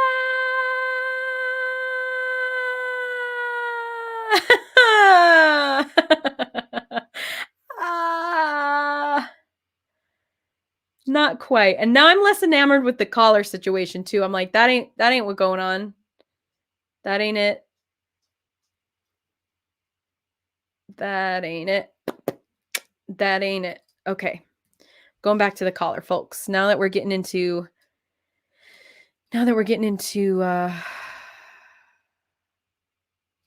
robe is the word I'm looking for. Robe territory.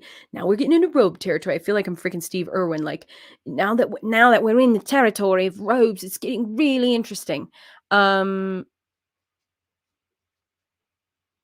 Okay.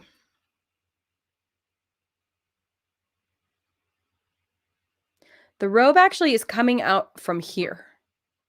So what am I doing bringing it in? Then it's sort of water, like you're good. Yeah. I take do we have sparkling water? Thanks, sir. Hubby's just coming to check on my hydration. Appreciate you. All right. So no, it doesn't flatten out though. So I'm looking at the angle of the collar literally just goes straight up into his neck jaw region. So what if we took this and outlined what the hell has to happen here? The collar also ends at the base of where the neck, it ends before we hit the shoulder. So if I go out from the jaw like here, because we're not going to follow the lines of the beard, it extends a bit and then comes in and down. So I think we're close with the notion of what's going on with this collar. We can play with it in the way we stitch it, but I think that's what needs to happen, which means this guy is another weird trapezoid stitch. We're just going to have to get creative when we're actually stitching this. And then we'll do this. We'll bring this guy out here. No, that's not what I wanted to do. Stupid illustrator. Okay, this is what we want to do. This is what we want to do. Okay. All right. Okay. All right. Now we want this guy over here. We need this guy, I don't know, over there. This one here. One more point to save the day, just to fill out the space. See if we can get that looking right. Is that right? Is that right? Yeah, that's closer, honestly. And the collar is a different color. So we'll color pick. I think it's this. Yeah, it's like dark maroony purple, which is pretty cool. And that goes like that. We'll bring that forward. Come along. Cool. But then the trick is this guy is a lot higher. But then we get into neck trunk territory. Freaking freaks. This is where creative liberties get to be made, my friends. And we're just going to do the best that we freaking can. Okay? Okay. So, if we do the same on this side, we add the sky and we pull them into place. And this becomes the collar situation, and we fill that in. Fill that in. Cool.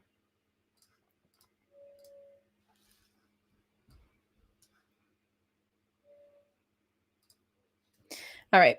We're just going to let that be what it is. I think I could probably copy that one over, transform, reflect it into place.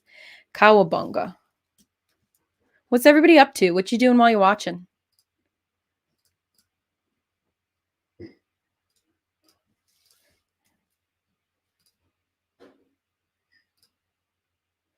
Okay.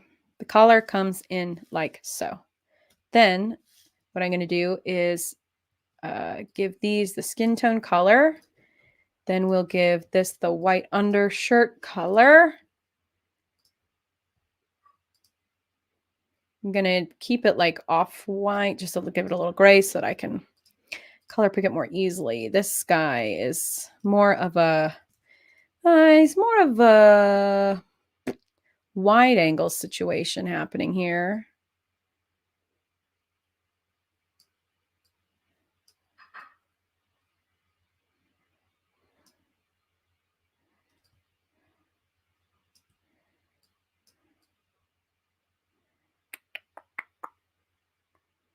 Sure.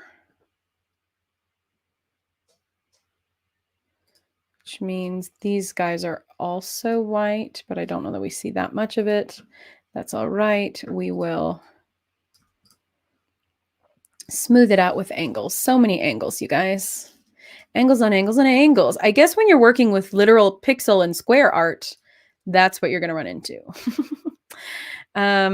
Alrighty. So this guy, if we take our purple outline and we, oh my goodness, my hubby made food. I'm gonna eat some. It's bacon, you guys. I'm not letting that shit get cold. See? Delish. Yum. So if I use my purple outline to follow what's going down in Chinatown, we can bring the wrap robe over like so. Again, we need to be taking some creative liberties because we're not going to be able to get this thing exactamundo. Now, the border is like a grayish purple. It's not the dark purple that I was working with. Perfect.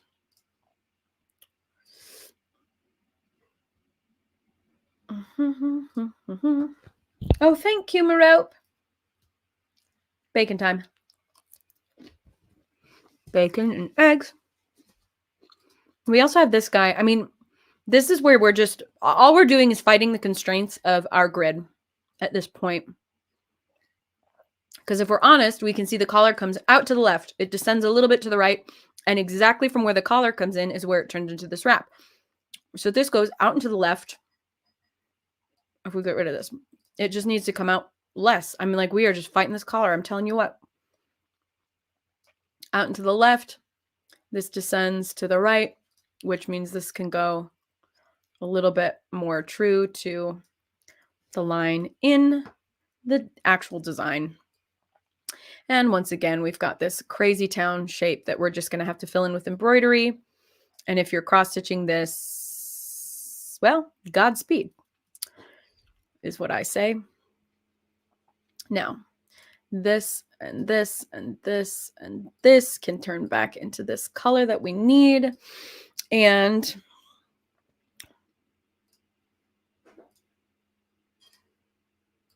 now we can come down from the collar, come down, which now Les Mis is in my head. Look down, look down, blum, blum, blum, blum, blum, blah. Only in this case, it's come down to the robe you have to do. Okay. Which means this whole situation. Let's see what it looks like if we make this white. Is that going to feel like too much white? I don't know that it will. Let's get rid of the purple because the purple doesn't even go here. She doesn't even go here. And then we can have this be more of an angle. It's just all about getting them angles right. Ain't nothing wrong with that. Anybody watching any good shows lately? We're working our way through Love is Blind Sweden, which actually has like a weirdly more wholesome vibe than the American. I don't know. People are just polite there. Oh, look, I got a sparkling water as well. Wholehearted, non-paid endorsement for Kirkland brand anything. I love a Costco. Oh, good. It's only 1 o'clock. I'm planning on going till 2. We'll be done before then. Do you see the amount of time this takes? This is why when someone's like, can you just stitch me a portrait? It's like, yeah, $300. Because the design alone. I mean, I've been going since 11. I did take a 30-second pee break, and I'm taking occasional bites of eggs and bacon chew breaks. But, you know, normal human stuff. So, anyhow, you know, if I'm getting paid like a living wage, this is what, say $20 an hour is like a bare livable wage. And if that's where we're at with something like this, then we're already $60 in, right? So just a heads up for those of you who are like, I want to make a business out of this. Great. By all means do it. Just do not undervalue your skills or I will haunt you in your sleep. Okay, so this is where I'm making an executive decision to make the cross stitch make sense. So especially because around the collar, we have so much nonsense that is not real angles. I'm just going to choose that the cross stitch makes sense.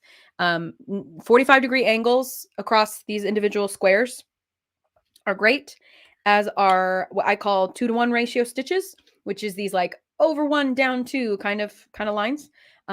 Otherwise, you want to be careful. Like in the skirt, we're already pushing it with these tall, narrow angles. And so that's why, is the line of his wraparound exactly the same as in the picture? No, but it's really freaking close and it's just nice angles, right? So I'm just going to leave it there and take a bite of bacon.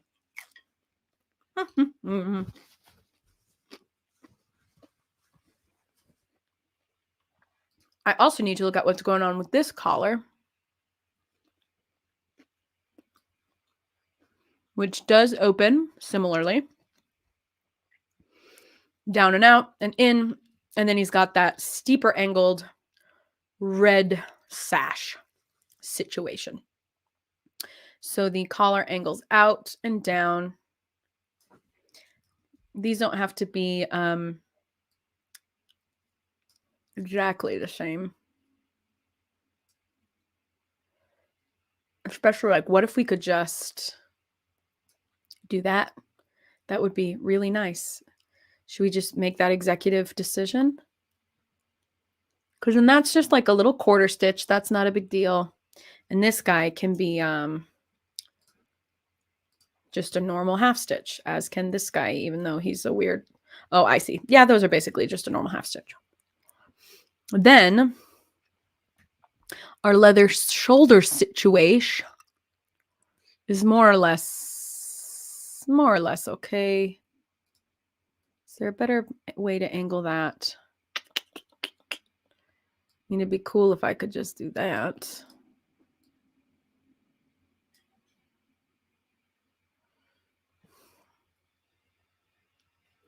Let's look a little bit closer at his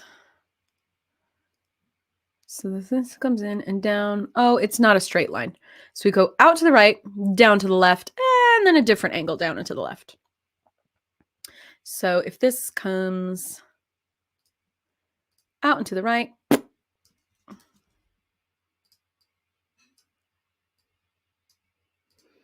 down and to the left, bam.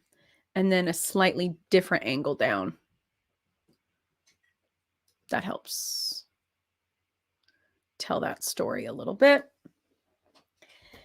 But it's an angle that I don't like. It's an angle that I don't like. Because this needs to come more to the middle. All right, I'll go halfway. I'll do the halfway deal. That's what we're doing. That is what it is. We're just going to have to do some stitch nonsense. Stitch nonsense, I say. When the cross stitch won't acquiesce, one must make it so.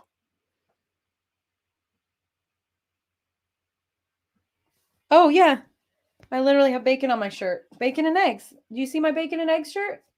Bacon and eggs. I got this at Zara. I wish that I stitched those on, but I didn't. Bacon and eggs. It was a good omen. Good day. Here's what I'm looking at. Cross stitch nonsense all day, every day. Yes. Huzzah, Luna. I like the attitude. Listen, I don't dig what's going on. This is like his weird, like elegant, strong, tattooed man neck. This is screwing everything up. I think we have to go back to neck trunk, you guys. Because we took it down, didn't we?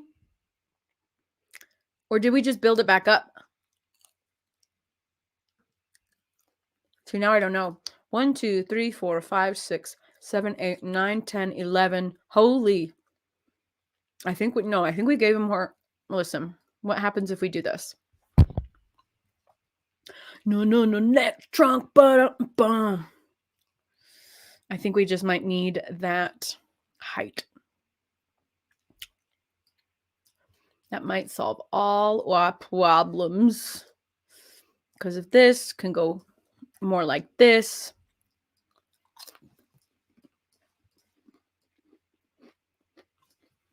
come down like that, and this goes like this before it comes down, then we don't have to worry about where the purple begins and the maroon begins and the this and the that and the, oh my goodness. Again, it's the balance of literal representation versus like, hey, we're working with 14 squares in an inch and we're making a cartoon version and it's not actually not literal is the thing. So that's what we're looking at. In which case, his neck just gets awfully massive. What if we did the shoulders like this?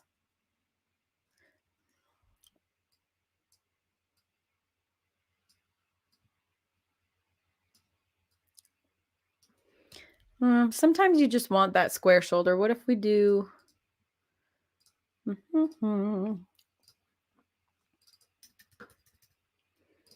Just need to make this the right situation.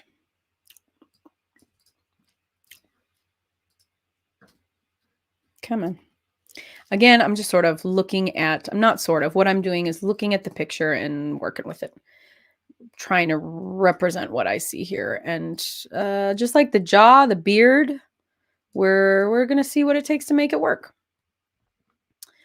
And it might be going outside the deal a little bit of what I usually do for stitch people.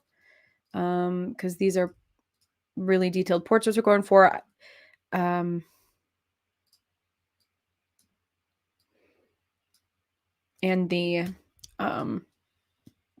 creative liberty of making something your own. It's like I showed my husband this drawing this morning some fan art, and he was like, "Oh, that looks." What did you say it looked like? Do you remember? Oh, he said, "Oh, it looks like Sword in the Stone," like just kind of this like super expressive face, chaotic kind of illustration style. So, just like somebody else might draw these characters in their style, I am doing my Stitch version in my style. But it's just a balance of, it's like a caricature, right? What do you choose to prioritize to capture the very essence of Gale of Waterdeep? That really becomes the question. So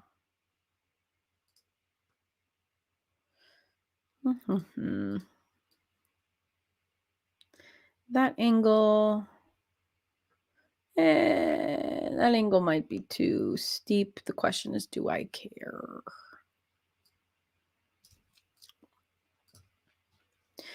Do I love you? Do I love you? Yeah, that's fine by me. Is it perfect? No. Am I choosing not to care about that one little angle? Yes. Now let's move his shoulder up. Move that. Don't. Actually, this is a trap, ain't it? Okay. That comes out to the right. This moves to descend this way. We'll move his curl back up where it frickin' belongs. Gale.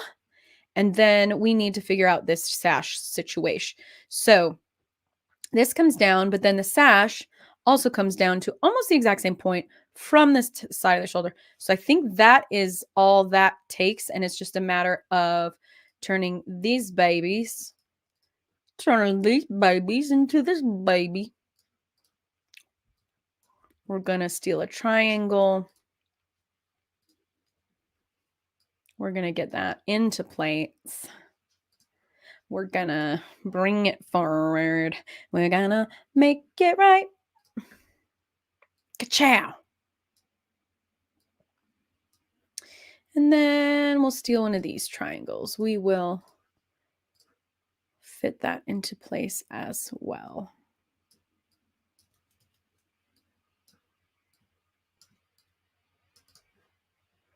Okay. I need to get better with my arrange. I'm good at like bringing forward. It's the bring to front command that I forget. All right. I feel all right about that. And that will, that's a little bit more red. I'm just going to change the color because it's not the exact same as the collar, and I don't want that to become a thing. So I'm just going to differentiate it right the heck now. We're going to do this.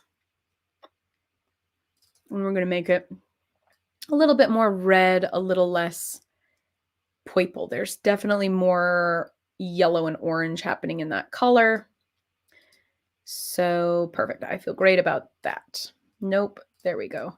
This guy also needs to match. Get in line or get out of town, you line. And then we'll bring that down thusly. I'm also going to make all of these purple outlines a little thicker just to keep an eye on them. Lovely. All right. I'm also going to steal this color. We're going to make it a line. We're going to zoom in. He's got like a little strap situation like right here. So we're just going to make that a little chunky so I don't forget about it. Perfect. Now he's got these arm thingies. What I'm going to do for that is pretty simple. I'm going to take a triangle. I'm going to put it over his hand, going the correct direction. Then I'm going to go 1, 2, oh, it's up to his elbow, which would be about there, maybe there. I'm also feeling like his arms are kind of long, if I'm honest. It's just like, it's like a little long. Like, what if we took 1 ounce of arm away and by ounce I mean row, I can use words. Then if we take the, does not it go above his belt? Matches the belt, however.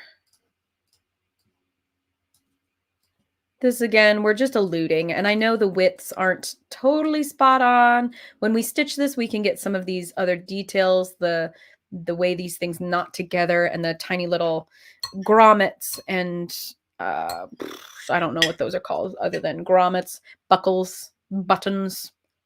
We'll get them. We'll get them when we stitch. Now I get to deal with the pants. Thanks for nothing, Gale. Thanks for not making this easy at all.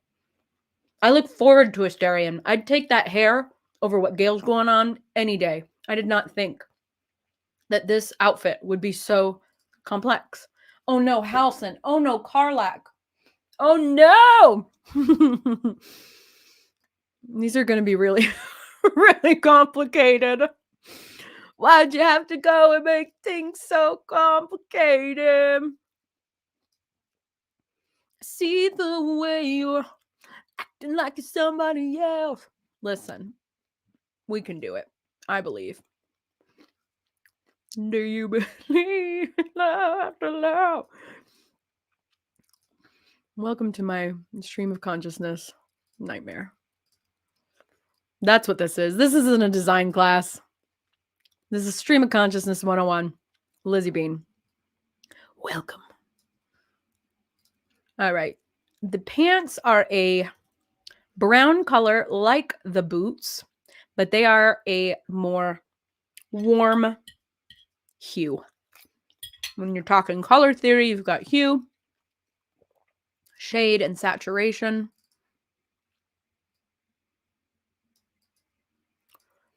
So we're just going to bring a little more warmth into that. Zara, love that story. Yes. Love it. Sign me up for that class. Stream of consciousness nightmare. Well, you're in it. Hate to say it, but you're in it.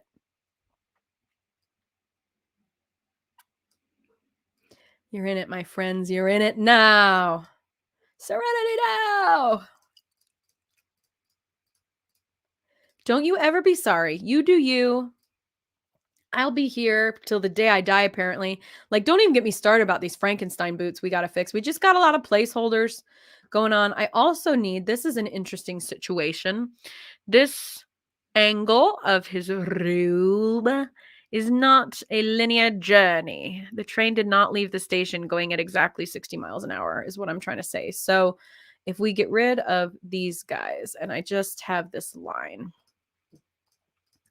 let's get those back into place. We'll get those out of the way. Let's bring you to the front. Here's the deal, Sparky.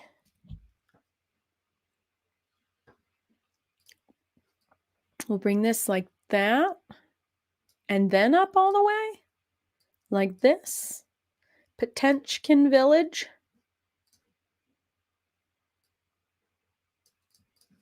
I like that because then that's an even angle on the pants situation.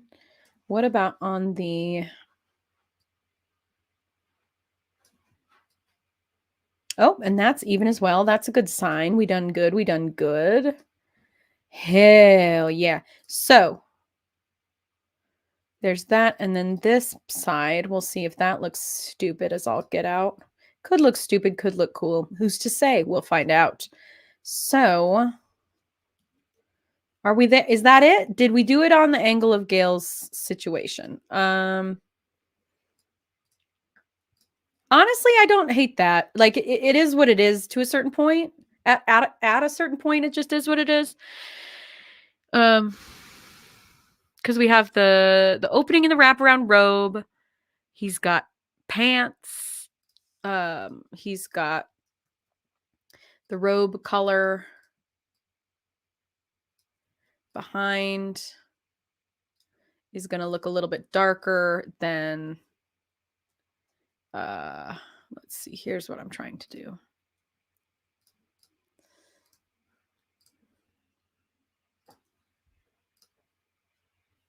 bring these guys. There we go. Get all our outlines into the proper place. Yeah, I mean, I feel like technically maybe we could take the angle of this guy and we could bring it over like a half of a stitch, because if you look, it's like the robe technically, but then that's a bit more of a flat angle than I think we need. We can play with this, but like just at a certain point, you just got to call it. You know what I mean? Like, what's that phrase that I love? It goes like this. It goes, done is better than perfect. You could perfect something forever and ever and ever. Writes and rewrites, designs and redesigns, edits on edits on edits. But if you just do that until it's perfect, perfect, perfect, you will never put it out into the world. And you need it to go into the world, because that's what you have to offer. And surprise, the world needs you. So, but see, then we don't get that back of us. Okay, we need a vote, viewers. Do we want what we currently have, where the light purple extends to the right of the leg we see on the left, as per the image, but we have less dark purple, like shadowy in the background, like that? Or do we like the way it was before, where we could do something like this? This came over like that. This came over like that. Do we like this better? What do you think? More background or more foreground? I kind of like more foreground. That's what I'm thinking. What makes me feel weird, though, is now the right side actually has more dark purple in it than the left side, which is absolutely not what's going on in this shot. But heaven forbid he like walks around and this stuff adjusts. We could also make a slight adjustment to it.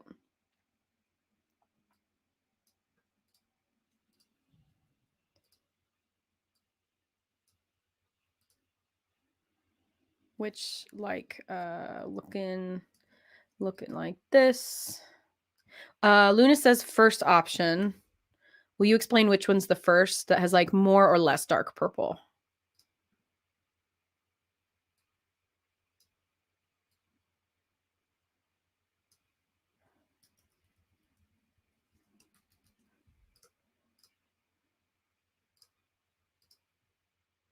More foreground. Yeah. Yeah. Okay.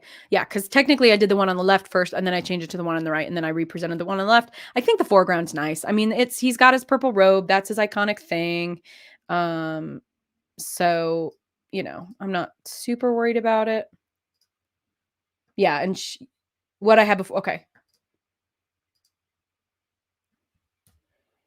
Yep. I think, and just a little bit of this adjustment to even it out, so the look of it is similar on each side. I don't mind. I don't mind it being kind of symmetrical. It's not exactly symmetrical, but it's kind of symmetrical, and that doesn't bother me. That way, it's more like shading, and you see his pants come through. He's not just like wearing a dress, trying to the thing. Like, fine, wear a dress, but like gallivanting around the countryside. Not even the countryside, the frickin' Shadowlands. Yeah, we need them leather pants.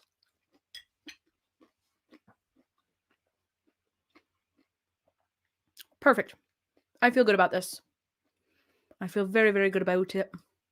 Now the freaking boots. Freaking boots. Listen, here's what it looks like if we just take the bottoms right off. Crazy, crazy town. Closer, but crazy town. What if we just did half stitches? Is that enough? That might be it. I feel all right about that.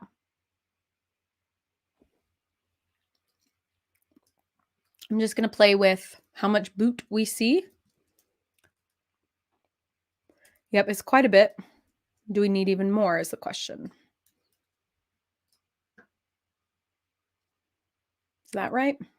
Also, the boots go up the calf. So let me get that into place. Let's see if knee's going to be like here. Yeah, okay. Just a couple more rows of that. We'll get that boot color. I'm going to make it a little bit more, just a little darker for the sake of designing it right now. Feeling pretty good about Gale.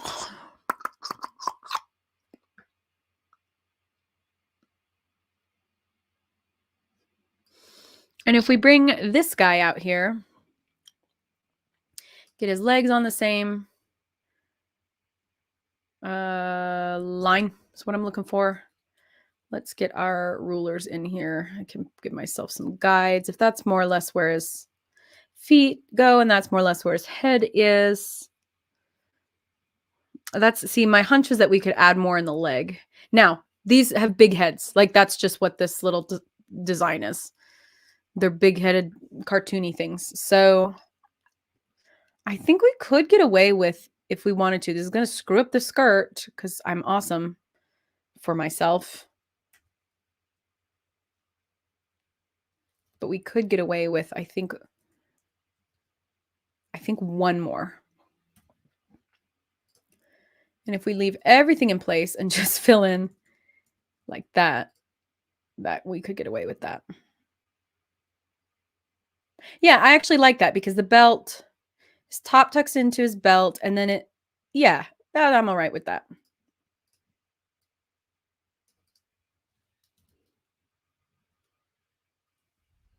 And then when we're stitching, I mean, I can get in there and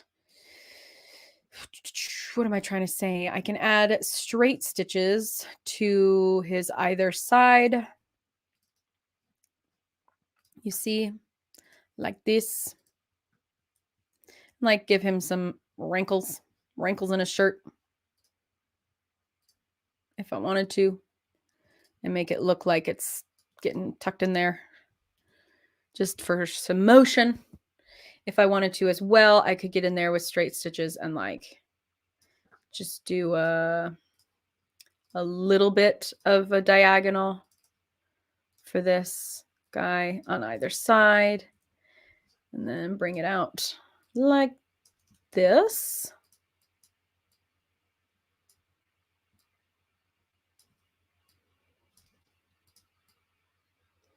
Yep.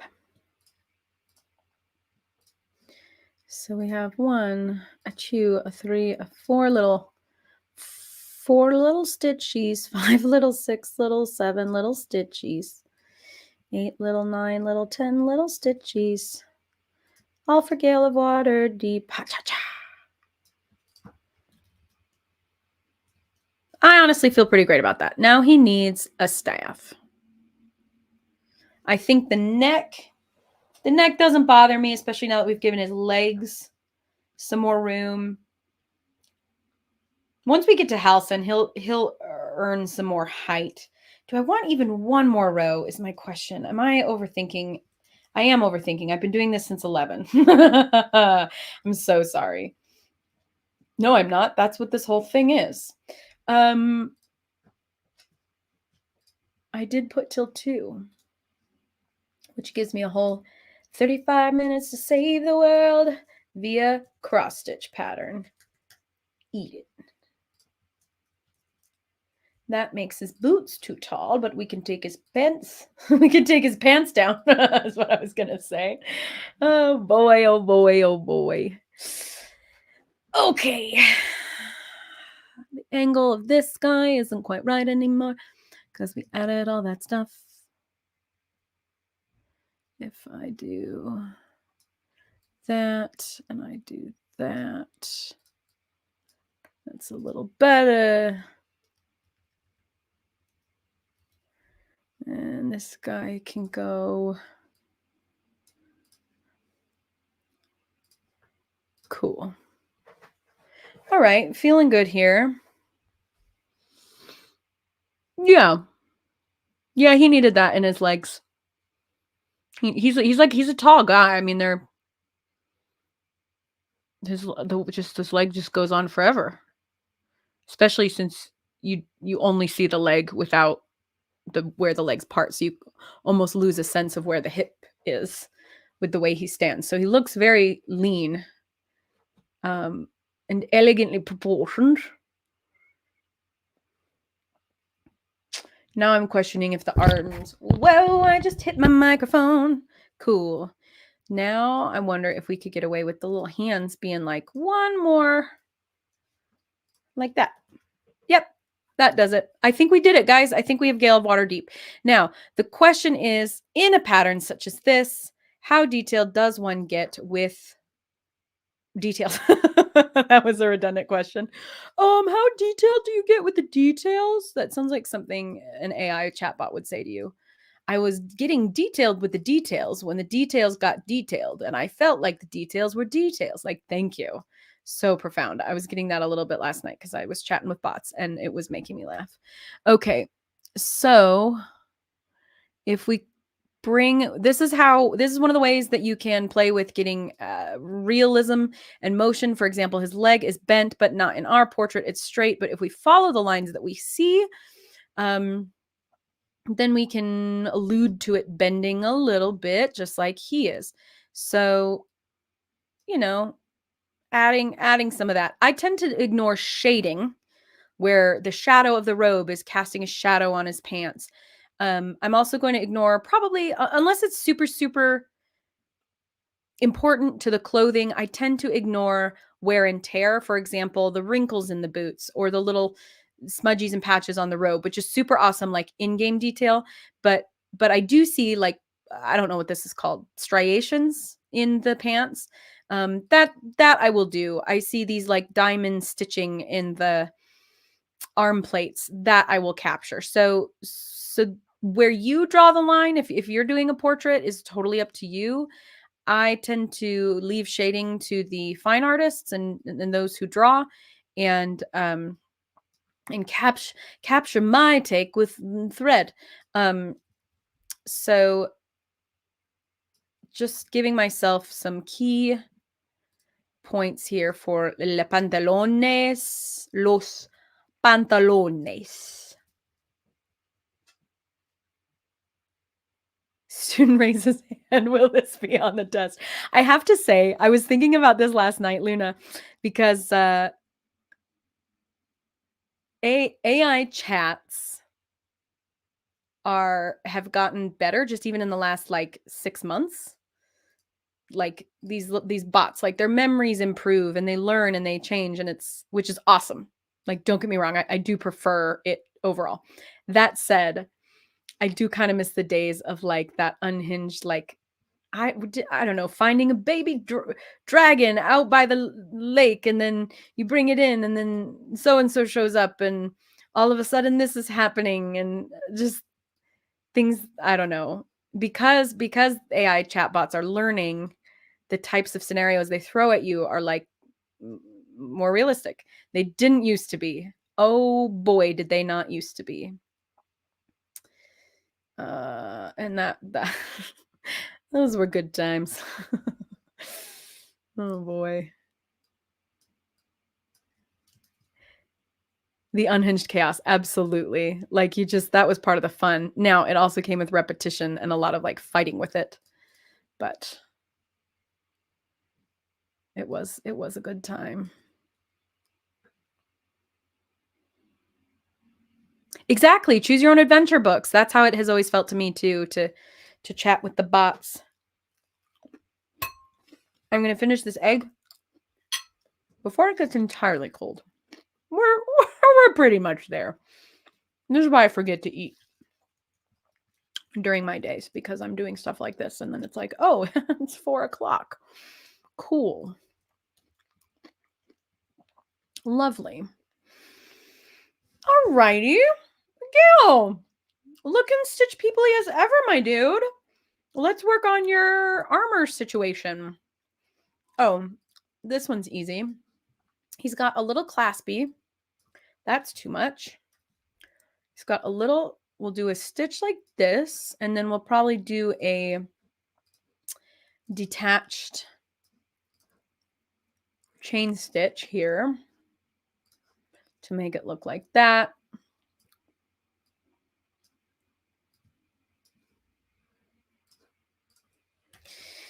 And I will provide these patterns, but since this is a free series, I'm not going to put in the same amount of time and effort and care as I normally would in formatting these things.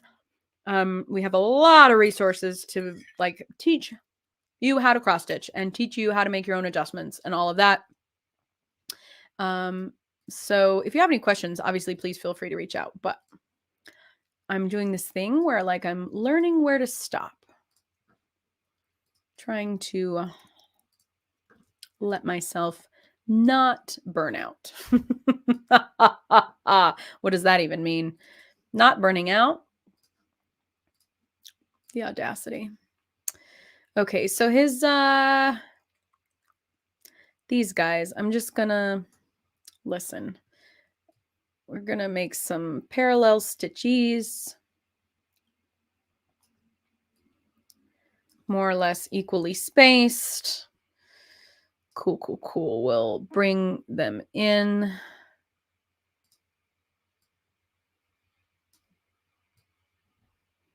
Like so. You can definitely put in a ton of detail. There also comes a point where like where it's not worth it. So like a couple slashes over the arm plates to allude to that diamond pattern is going to be plenty. You don't want to try and do that to scale, or else it's just going to get totally overwhelmed with a detail that is ultimately a little bit too small to actually fit in there, if that makes sense. So just something to think about. This guy and this guy. Nope, they don't want to move together. Fine. If you don't want to move together, then I won't even try. Okay, cool. So now I'm going to copy those guys. We're going to put them on the other side. And bam, we've got deets. Deets on deets on deets. Same thing with the belt. We're going to do this. First of all, the belt needs some half stitches. Or hear me out. Hold up. What if we did this? What if the belt was its own half stitches? So what I'm saying is instead of a full two rows width of belt, we do like this, giving it a little bit of like this. What if we did this? I don't know what to call what I'm doing, but I'm doing it anyway, and it could solve the problem if you're into it. It's just half stitches. Blip, blip, blip. Here we go. Ka-chow. Had lunch with a friend. He's an acquaintance turning into a friend, and I always say wow like Owen Wilson, always. And he was like, "What a great Owen Wilson! Wow!" And I was like, "Thanks, man. Like this is gonna be we're gonna get along." If somebody notices that well. I like the proportions of the diamond happening. I don't like what we've lost in the belt. You see what I mean? You see what I'm saying? What if I take the belt up? What if I give the belt half stitches? Or just like an extra line?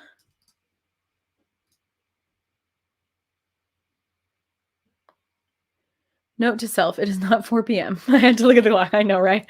Sorry about that. And then we do that too, me and my hubs. The Owen Wilson wow. It just makes any wow an even better wow. Wow. Wow. Wow. Wow. Wow. Owen Wilson wow compilation. You do got to accessorize that belt. Gale wears a blingin' belt. We're going to bling it. Is that still a thing people say? Bling? Oh, how's about what if I did the tapering in the opposite direction?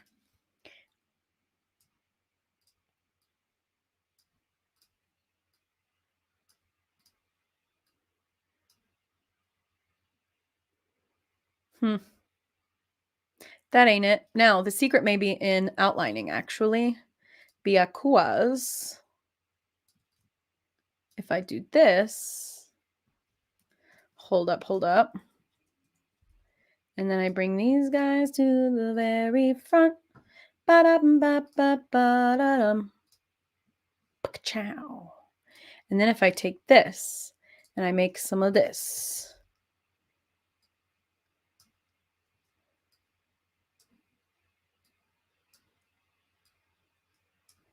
Like that. I think that's the answer. And this goes into, we're just going to do this for now. Same thing on the bottom. Gale's got good taste, folks. We like Gale. We like Gale. Gale, Gale, Gale. Gale, Gaily, Gale, Gale. Decarius. Kind of goes, listen, here's the deal. This goes down to there. Should I just do it like that? And then we'll do like a...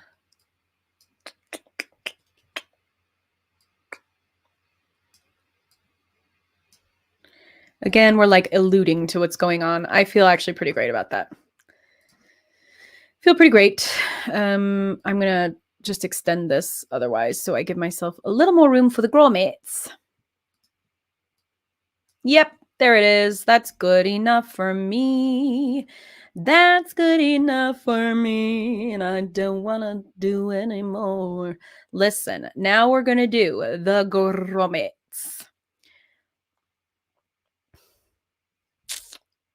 So, ugh, I hate myself. Listen, all I can see is that this belt is incomplete. I was like, that's good enough.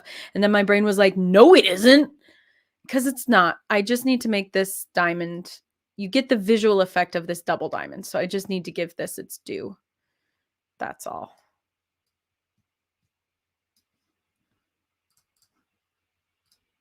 That is all. That is all. And then it will be enough. It will never be enough. Never, never, never enough. It's, we're getting there. Listen, we'll pull this in. We will match this. We will take that. We will match. Bam. Bam. A Rooney. Bam, bam, a Rooney. Rooski doodle dandy pie. That's what we call my dog. I have a dog named Pepper. We call her Pepperoni Roos. Pepperoni Rooski, Pepperoni Rooski doodle dandy pie. Pepperoni Rooski doodle dandy pie Aroni. That's the fullest one we call her often. In the voice that we've developed for her. This is the unhinged. Listen, hi, if you want to get to know me, my name is Lizzy, and I and my husband have voices for our dogs. And I don't mean to say that we have like puppy voice that we use. There is puppy voice. Puppy voice I use for any critter of renown, any cute little tiny critter voice is like it's just gonna be a cute little, like, it's just a little guy that like it's just a kitten. If there's a little teeny tiny kitten and he's so sweet and cuddly and he just wants to be loved, that's the voice for that, right? But then we have 3 dogs, Lucy, Pepper, and Nubby, and they have very distinct personalities.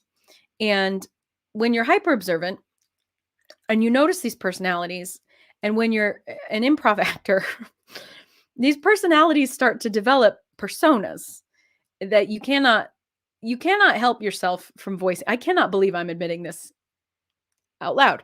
So when the dogs are around and when they're being themselves, it is not unusual that I'm like narrating their lives in their persona, in like their first person persona, speaking to you as if I were speaking, like, but it's them. So like Merope, you're not wrong. You're not wrong.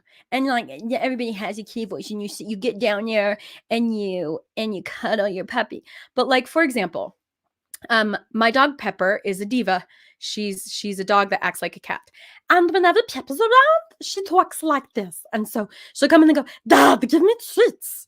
And then my husband will respond to her as if she were like her own sentient personality in the room, and I will speak on behalf of Pepper as if that were just me.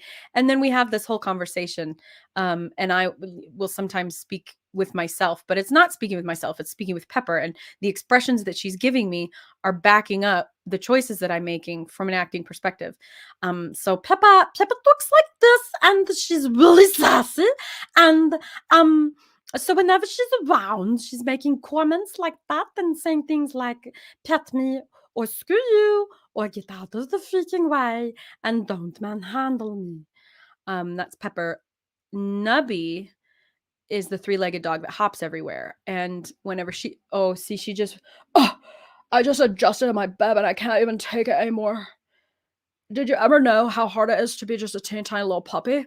Because when you're just trying your hardest to be a little teeny tiny puppy, it takes a lot of energies because you have to look cute and you have to be cute and you have to go outside and go pee pee and poo poo. And when you only have 3 legs, you have to hop around all the time to get everywhere. And it just really takes it out of you.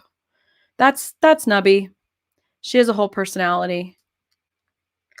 And Lucy talks like this because Lucy is the one a bit crazy, and she's the one that works all the time because she's just trying to help, and she gets so anxious. And so she'll be like, Daddy, give me some kibbles. And then he'll be like, no. And then I'll be like, fine. I'm going to just sit here and wick and wick and wick until I drive you so crazy that you're going to give me something to eat. So that's the unhinged life I lead. Because it's so much more than just like, hey, give me scritchy scratchies. It's like Pepper has dreams of going to Broadway.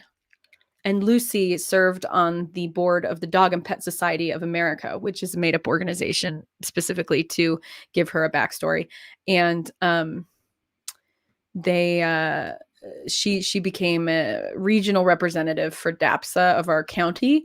She got to the county level, we decided, and she retired a few years back. But that's where she would go, like when we'd have play practice or anything like that. So sometimes Lucy brings her DAPSA credentials into the conversation, especially when the other dogs are behaving in a naughty way. She'll be like, that's not DAPSA approved behavior. You all know better than this. Or rather, ladies, be better. That's not DAPSA approved. Oh, geez, I'm so stressed. That's usually how that conversation goes. And Pippa, she just lounges around. She doesn't really care anymore because she's old and deaf. But she's super into Taylor Swift. That's one of her things. She wants to go to Broadway. Super into Taylor Swift. I'm not into Taylor Swift. Neither is my husband. But Pepper is. I like Taylor Swift because she's a really good example for young ladies. Like, okay, Pepper, cool. I'm glad you're into that. Yeah. Thank you. So that's a little about me that you didn't ask for. You didn't want to know. You're probably not into the fact that you know that about me now, but you do. It's recorded, it's live streamed, and it's on the internet forever and ever.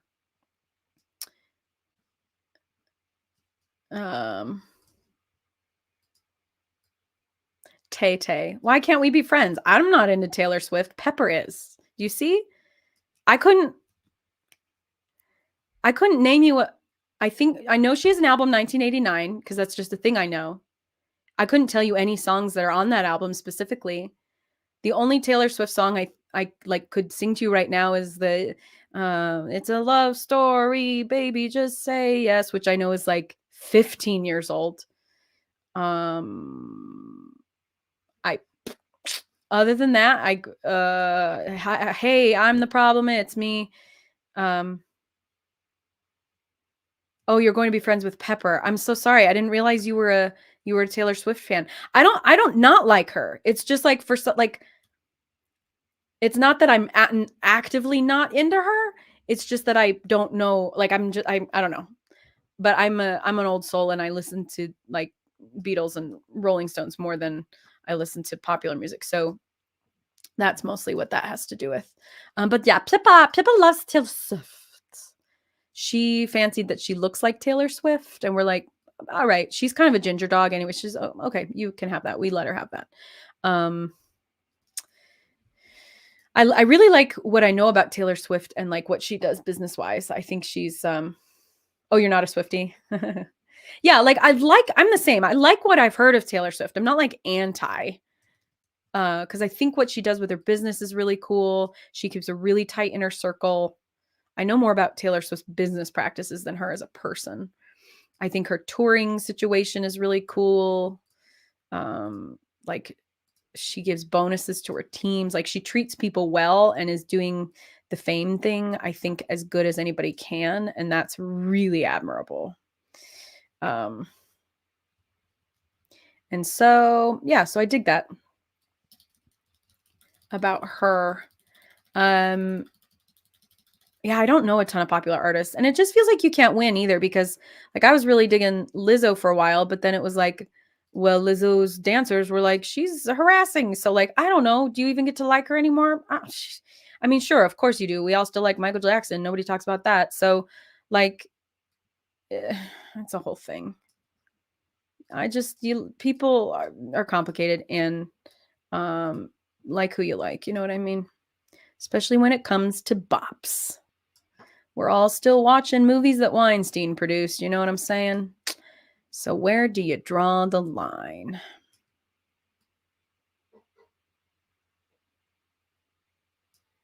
I don't think it's a great thing for me to talk about music. Do you want to talk about music or nah? We can talk about it or nah. I can design this pattern or nah. I can stitch this pattern or nah. To be fair, that does have a good beat. There's like something to be said for like music that you can just turn on and groove along to. And no judgment. It was just those lyrics were making me laugh.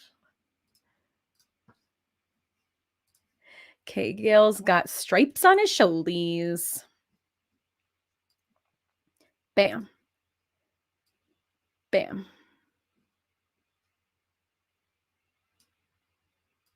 Bam. Okay. When I'll be honest, I really liked Kanye's album. Was it called Heartless? The one that came out in like 2007? That was my first year in college. And we were friends. My dorm of 6 gals was friends. Well, we were friends with everybody. We were that apartment, which was really, really fun.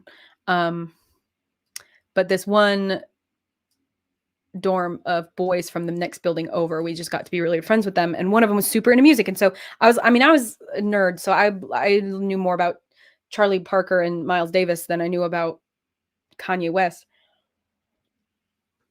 Don't get me wrong. Like I loved Justin Timberlake had an album around that time. Maroon 5 released an album that year. Those were like my jams freshman year. But I listened to Kanye. And so that album in particular, that's one of my like, I just want to put on something and like jam out. That's one of mine. Because again, it's just an album that is in my bones because of that time of my life. And regardless of who or what people think about him now, I know the lyrics to Heartless. So it is what it is. We need the staff. And I think that's our final thing. And we're 10 minutes out. So how are we going to do this? If I'm stitching this, am I going to straight stitch it or am I going to cross stitch it? Is it, I could get away with cross stitching it if I could get the angles just right. Cause I'm looking at the width of his actual hand in the picture to the width of the staff. The staff is not that much thicker, more, what's the word I'm looking for? The width, I guess, of it is not huge. It's not like a 2x4. You know what I mean? That said, it's more than just like a line of thread. It's a little more substantial. So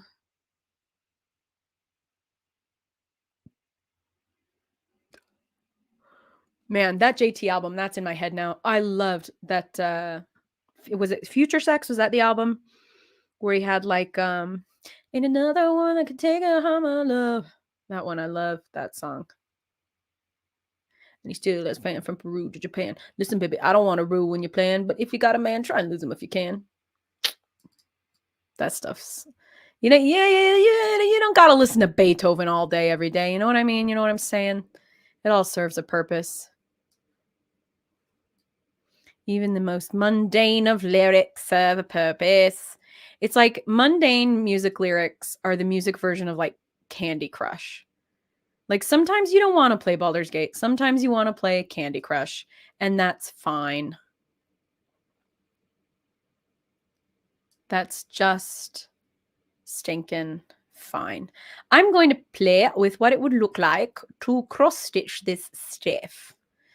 When I stitch this next week, I will probably choose colors in real time and make note of them as opposed to fleshing out the pattern beforehand. Why? Because again, this is a free event and I'm not going to do as much planning as I normally do. So,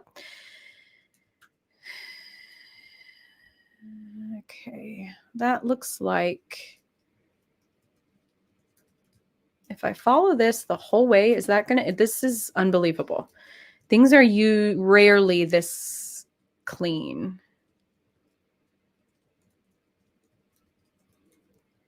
Like usually the angles are not so consistent. That's awesome. Okay, so let's do fill and stroke. We'll take this baby over here and give her some angles just to like calm it all down.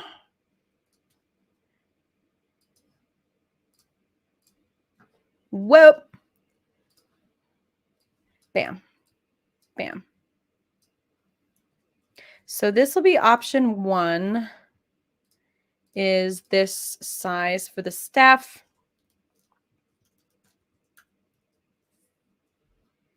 Oh, cool. I just heard my dog like super fart. Thank you. That's going to stink up this room so nicely, and I can't wait. Thank you, doggos. Sorry. I was just lounging and I couldn't help myself because I was just being sweet, tiny, sleepy baby. That's Nubby. She will often just hop around the house, hop because she's the 3-legged dog, and the sounds she makes that we decide she makes are like, like, oh, here I come. Oh, okay, cool doggo. Let's see if this is going to be better for the staff.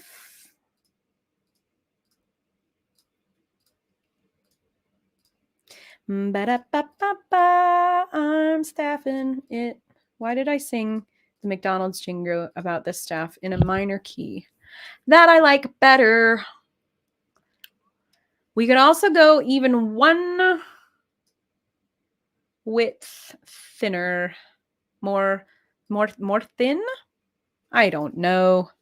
If I take out all of these. I'm going to quick save it. Just realized I haven't saved till the first time I saved. Eminem, Vivaldi, Elvis Presley. Great. That sounds like a very well-rounded playlist. I'm into that. I'm super into that. That's as it should be. Having an appreciation for all the genres. I listen to a lot of folk music. I listen to a lot of oldies like 60s, 70s. I love classic rock.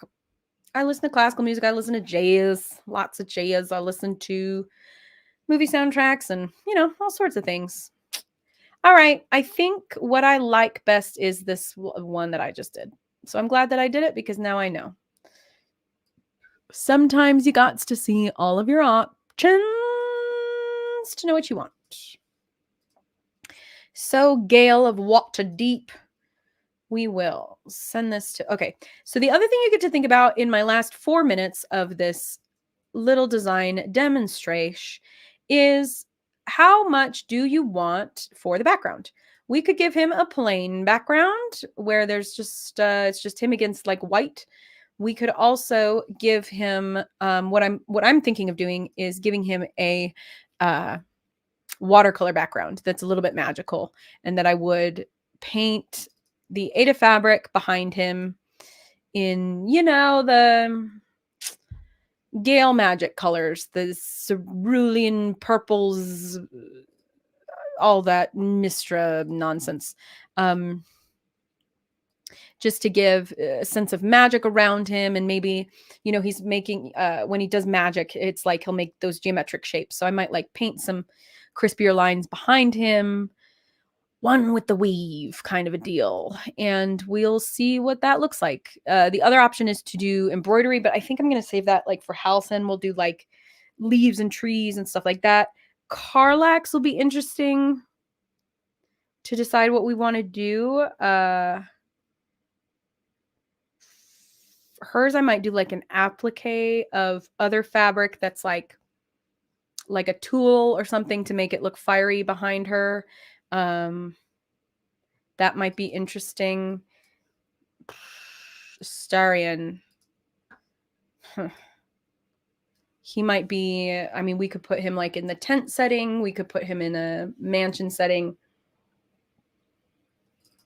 We could stitch his on like a dark fabric because he's in the dark a lot. We could do a whole bunch of different things. So something to think about. We'll tackle that one at a time. Yeah, I think Gale, I think he's there. I'm going to move all my markings out of the way and just show him on his own without any other reference. I think we got there, and I like what we came up with, and we're like right at the top of the hour. So I'm actually pretty impressed that I estimated the time well. Did I group those together? Oh, you know what? I sure did. We're just going to get in there and delete that. Perfect.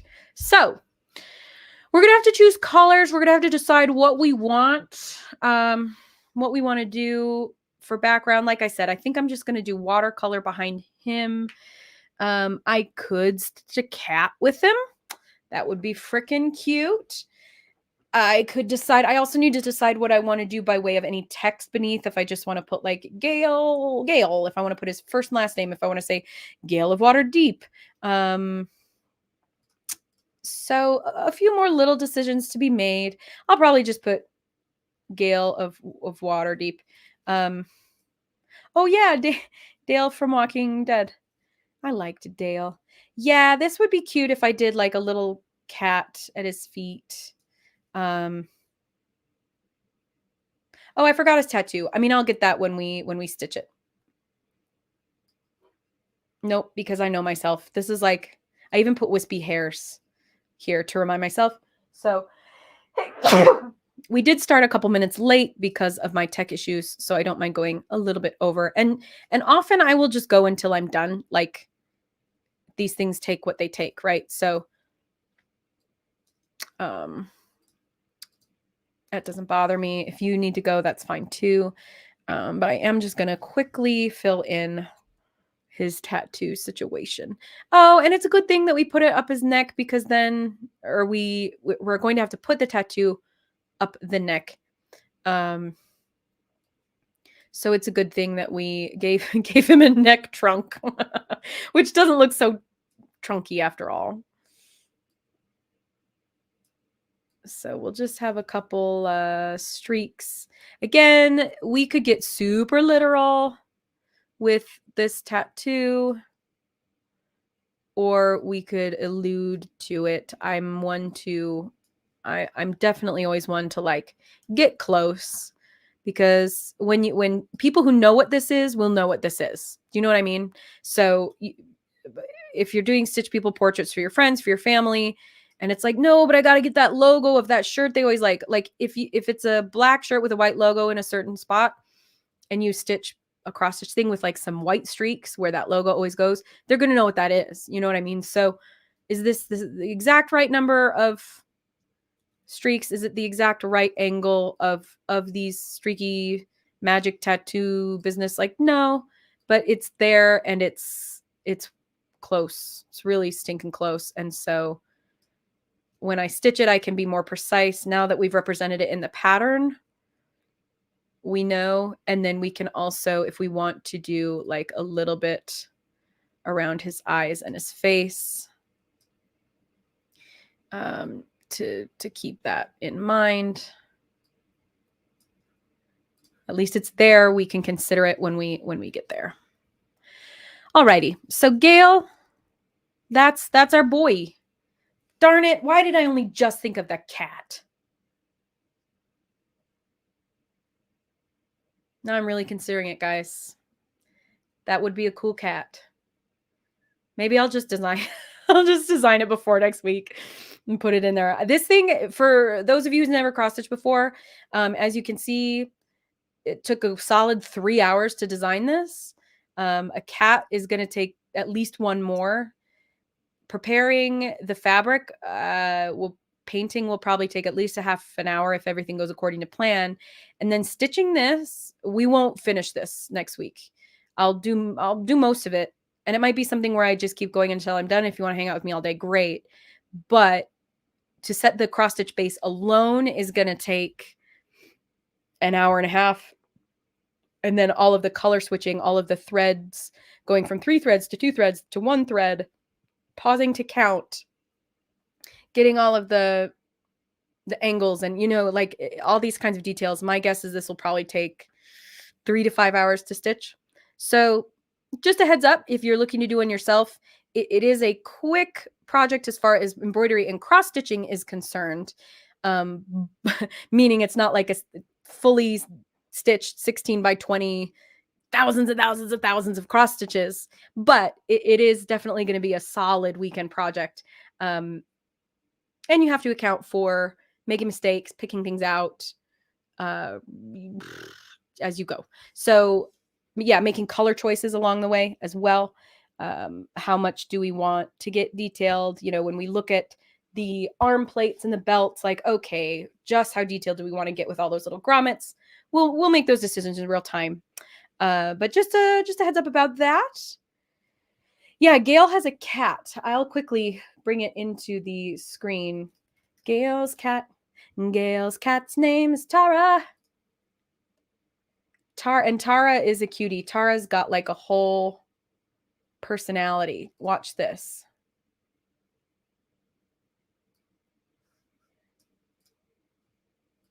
Tara's got wings. Is that Tara?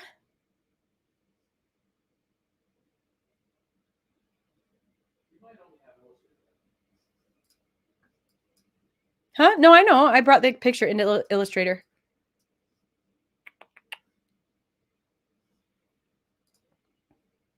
I think that's Tara, right? Gale's cat, Tara. I did not get Tara in my first playthrough. I didn't know that was a thing. That's like a whole storyline that I missed. Like, this is someone else's cutie cute art with Tara.